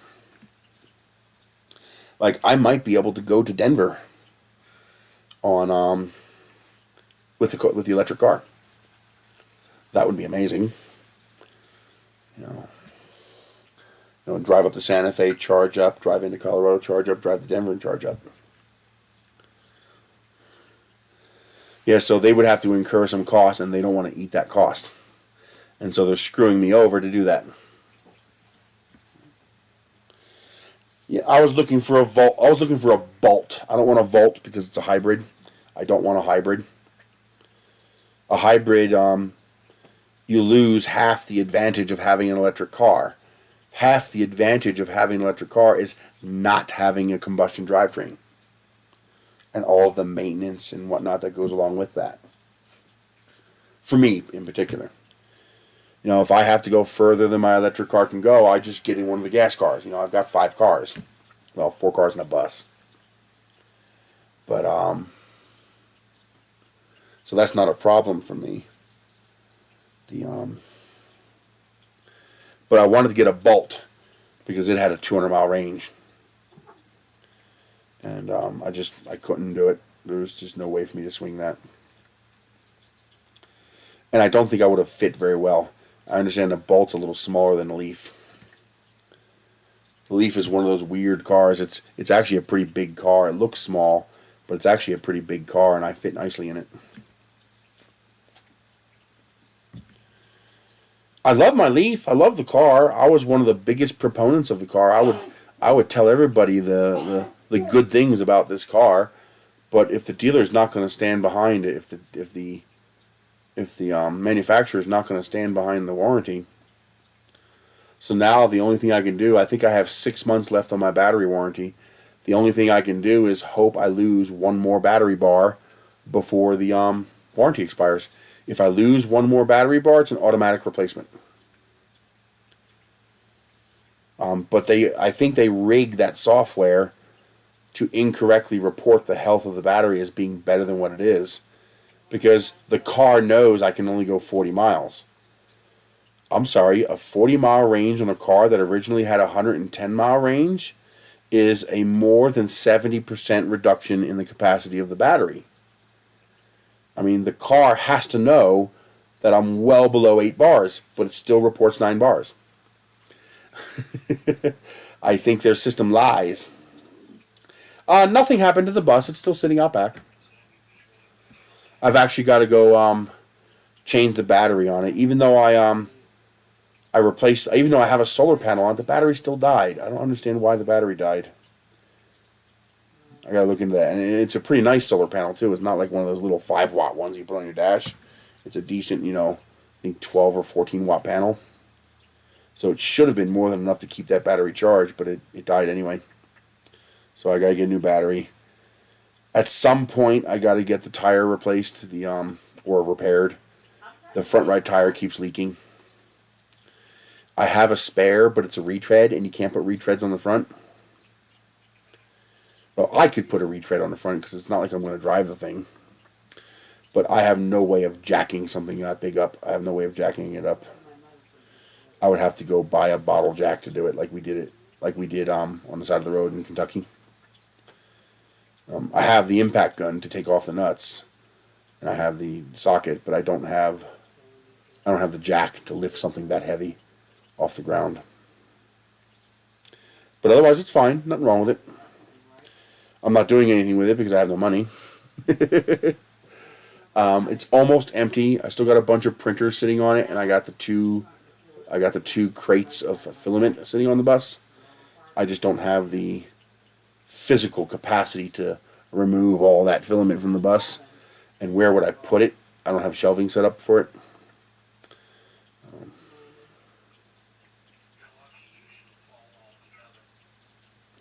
Cheaty makes good printers.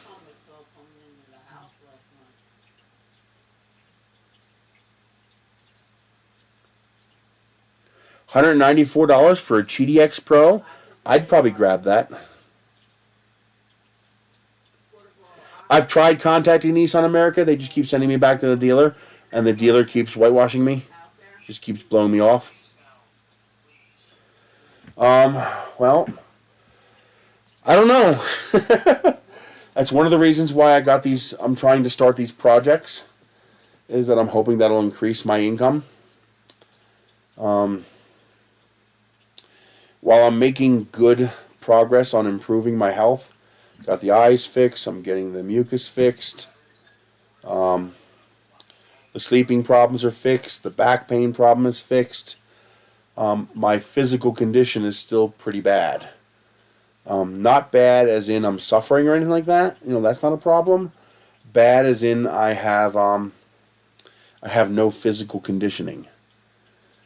And even going out to the container out back to retrieve filament, for example, completely wipes me out physically. I have no stamina. And that'll improve slightly now that I'm getting these other health problems fixed, because I'll be more mobile. I'll be moving around more. But it's still a pretty big problem. I haven't been able to find a local job that I can physically perform. Lack of exercise. Being 460 pounds and not exercising enough. That's it. Simple as that. Blood leaking in your eyes? How does that happen?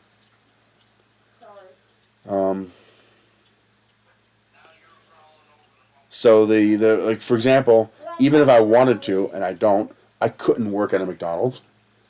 I couldn't stand on my feet for 8 hours. I couldn't stand on my feet for 30 minutes, not to speak of 8 hours. I physically can't do it. I would fall over. It's just, I can't do it. I reach a certain point after 10 or 12 minutes where I just have to sit. No, I don't. Oh, you have diabetes? I don't have diabetes, but I am pre-diabetic. I've been slowly bringing down my A1C. Not fast enough in my opinion, though.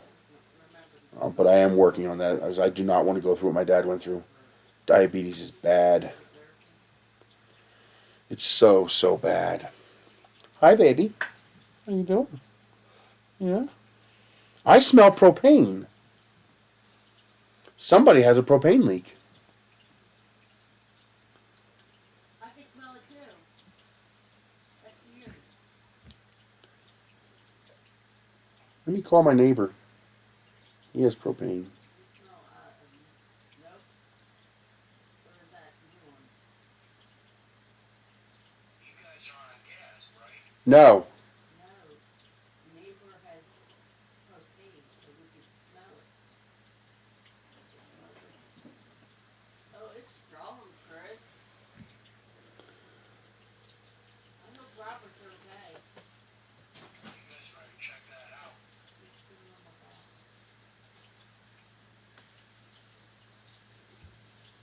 Hey, Robert? Hey, Robert? Are you getting your propane filled up or something? I got a real strong odor of propane here. I wanted to make sure you were okay, that you didn't have a leak or something. Because usually the wind comes from west to east, which means it'll be blowing from your direction. We don't have any propane here, so it's not us. So just, be aware of it, just in case. It might be somebody a couple doors down getting filled up or something, who knows. But it's just... Okay, I got the strong whiff, so I want to make sure you were aware of it. it could be anything, but it's that smell that you smell when you leak propane.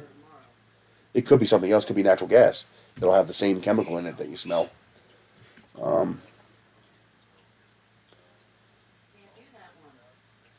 Okay, just be aware of it, just in case. So if you get a whiff of it or something, you know. Last thing I want is you blowing up. Good. Like now it's gone. The smell's gone. So it might just be, you know, someone with a grill down the street or who knows. It's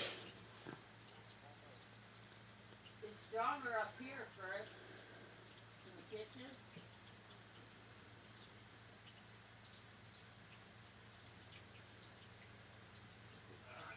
I was just surprised how strong I could smell it indoors.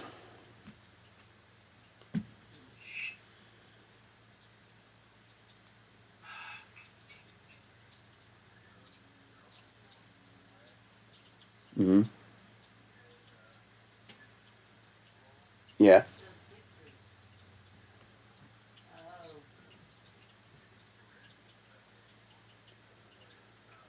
Yeah.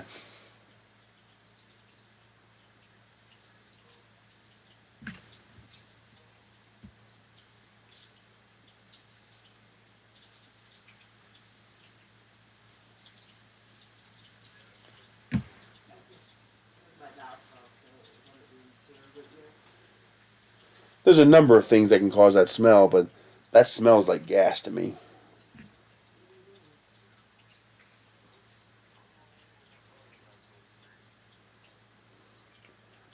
So you don't smell it there? Hmm. No. Nope.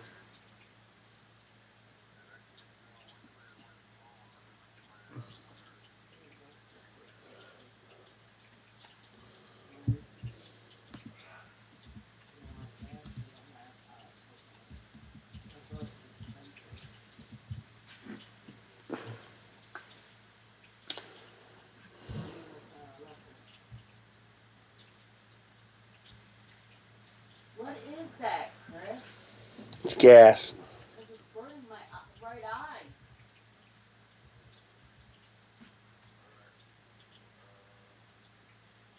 I can smell it really strong up here in the Yeah. kitchen area. Yeah, but it's generally that direction, west to east.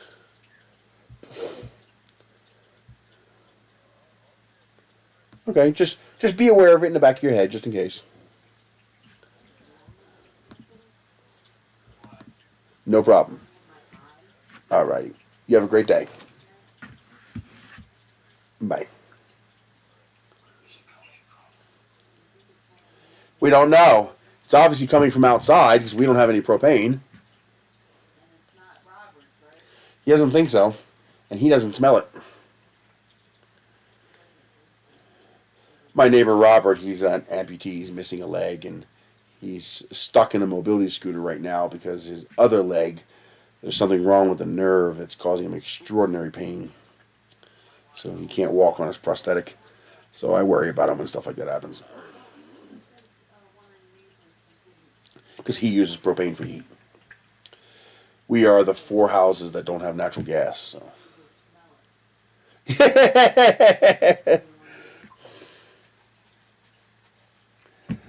But alrighty, I'm gonna call it for today. I'm gonna go to the post office and tell them to stop delivering packages to my cluster box. Even though it's gonna be a pain to have to go to the post office to get even small packages, I can't afford to lose packages because they stick them in the wrong goddamn mailbox. I can't afford that. That order was $40, and I can't get a refund. I can't get a reship. I can't do anything because the tracking number shows delivered. So you know the post office isn't going to give me the $40, and AliExpress is going to say, "Well, it shows delivered. We're not giving you the $40." So I'm just screwed for that whole order. One of my lovely neighbors got my package and decided to keep it. So I gotta hope I can tell them to hold all packages at the post office. Don't put them in the cluster box. And I mean, sure, it was accidental. Nobody did it on purpose, but I'm still out $40. Yeah, I'm still screwed for that. Last week, I went the very next morning and did something about it, and they couldn't find it. Which means, you know, whoever's mailbox they put it in, they got their mail and they decided they were keeping it.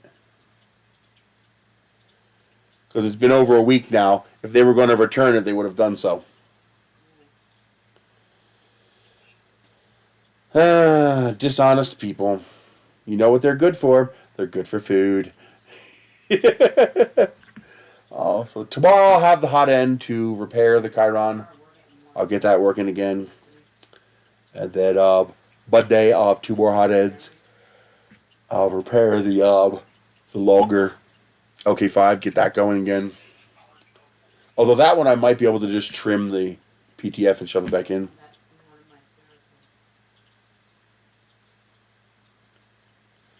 Anyone away not seen it yet? Well, she went back to the, well, they said they did. They said they were going to send the postal lady back to the mailbox to open them up and see if my package was still there. You know, the back side of the mailbox is all open up at once so that they can load the mail into all the slots. So if it was still there, the postal worker would have found it. Since the postal worker didn't find it, that means someone already collected it. And otherwise, it would have still been in the box. And the problem is, because she put it in the wrong box, there's no way to even know what box it was put in.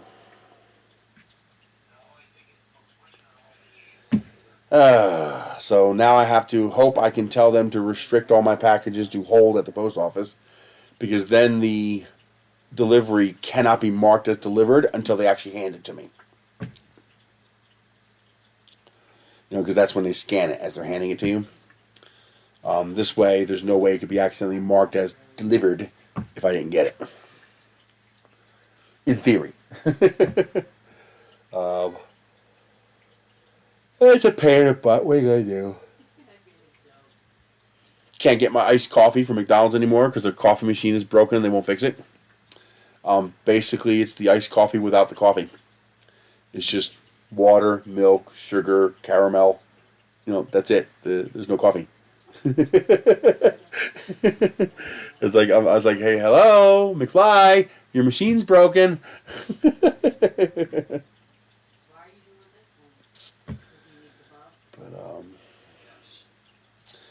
all right, I'm gonna go make myself a coffee, have some breakfast, have some oatmeal, and then I'm gonna go to the post office. So I'm also gonna try to install one of these into the new hot end I get. Because I'd like to go with an all-metal hot end if I can. Although, I don't really need to use an all-metal hot end for what I'm printing. You know, it's not really necessary to use an all-metal hot end. So, and while PTFE is a pain in the ass, it is effective. So, alright, don't forget, there are PayPal links down below. If you're doing Christmas shopping, try to use my affiliate links, especially Amazon. If you go to Nerisse.com, there's an Amazon link right there. You just click on that Amazon link. It takes you to the Amazon homepage. Anything you buy over the next 24 hours or until you click on someone else's affiliate link, I'll get credit for. I have links to AliExpress down there. And what's that other site? I don't think, do they exist anymore? Are they even around? The other site that I used to get 3D printers from before Amazon took over? I don't even know if they're still around anymore. I finally had to get my money from AliExpress. I have to deposit my money into my brother's account, and then he's going to send me the money once he gets it. Because AliExpress requires a SWIFT BIC number for a foreign money transfer. And my credit union does not have a SWIFT BIC number. So if you guys know any free online bank accounts that can receive foreign money transfers, like Chime does not work. I can't use Chime. I need a SWIFT BIC number for whatever account I have. If you know of any free online banking accounts that have no monthly fees or any crap like that, that also have a SWIFT BIC number, let me know. I gotta sign up for one. so I don't have to go through my brother to get my affiliate income from AliExpress. Why hassle him if I don't have to, you know? And oh, so I thought of an interesting way to make shingles for the building. Well, first of all, the easiest solution is to take 2-liter bottles, cut off the top and bottom, and then slice the sheet down the middle, and there you go. You have a piece of plastic that big you can use as a shingle. I also might be able to use things like this. Like this, if I chop this in half with a pair of scissors, I believe I can feed these bottles through a paper shredder. And there's what was it? Was it Teaching Tech or was it someone else? They found out that you can use a t-shirt press to melt waste filament into a sheet to create, plastic panels that you can then laser cut or use for other things. It even worked. He has to refine it still, but he was even able to use the bamboo poop directly to make tiles. But if you shred it up fine enough, you can take your waste plastic and melt it into sheets, and then I could use those sheets to make shingles for the roof of the building. So I'm going to work on that. HDPE. So, like, for example, I have a lot of both of these kinds of plastic. The HDPE from soda or milk jugs, and PET from things like this. And this is also HDPE. So this would go with the milk jugs. But yeah, and one of the things I got lucky enough to get off Vine before I lost access to Vine was I got a t-shirt press. I have one of those t-shirt presses. So I'm using some Teflon sheets and maybe a printed mold. I should be able to use my scrap plastics to make shingles make shingles for my roof for the building. So yes, I'm definitely going to work on that. That's going to be a summer project kind of thing because it's going to be an outdoor project. I'm going to set up a battery pack and a solar panel. What's the point of using waste materials if I have to pay for a whole bunch of electricity to do it? So I'll be doing solar battery setup to run the heat press. Even if I have to only do 1 or 2 a day and I have to let the batteries charge up, that's fine. It'll cost me nothing. And so that will allow me to make shingles for the roof. Because that's the part I've been having difficulty figuring out how to print.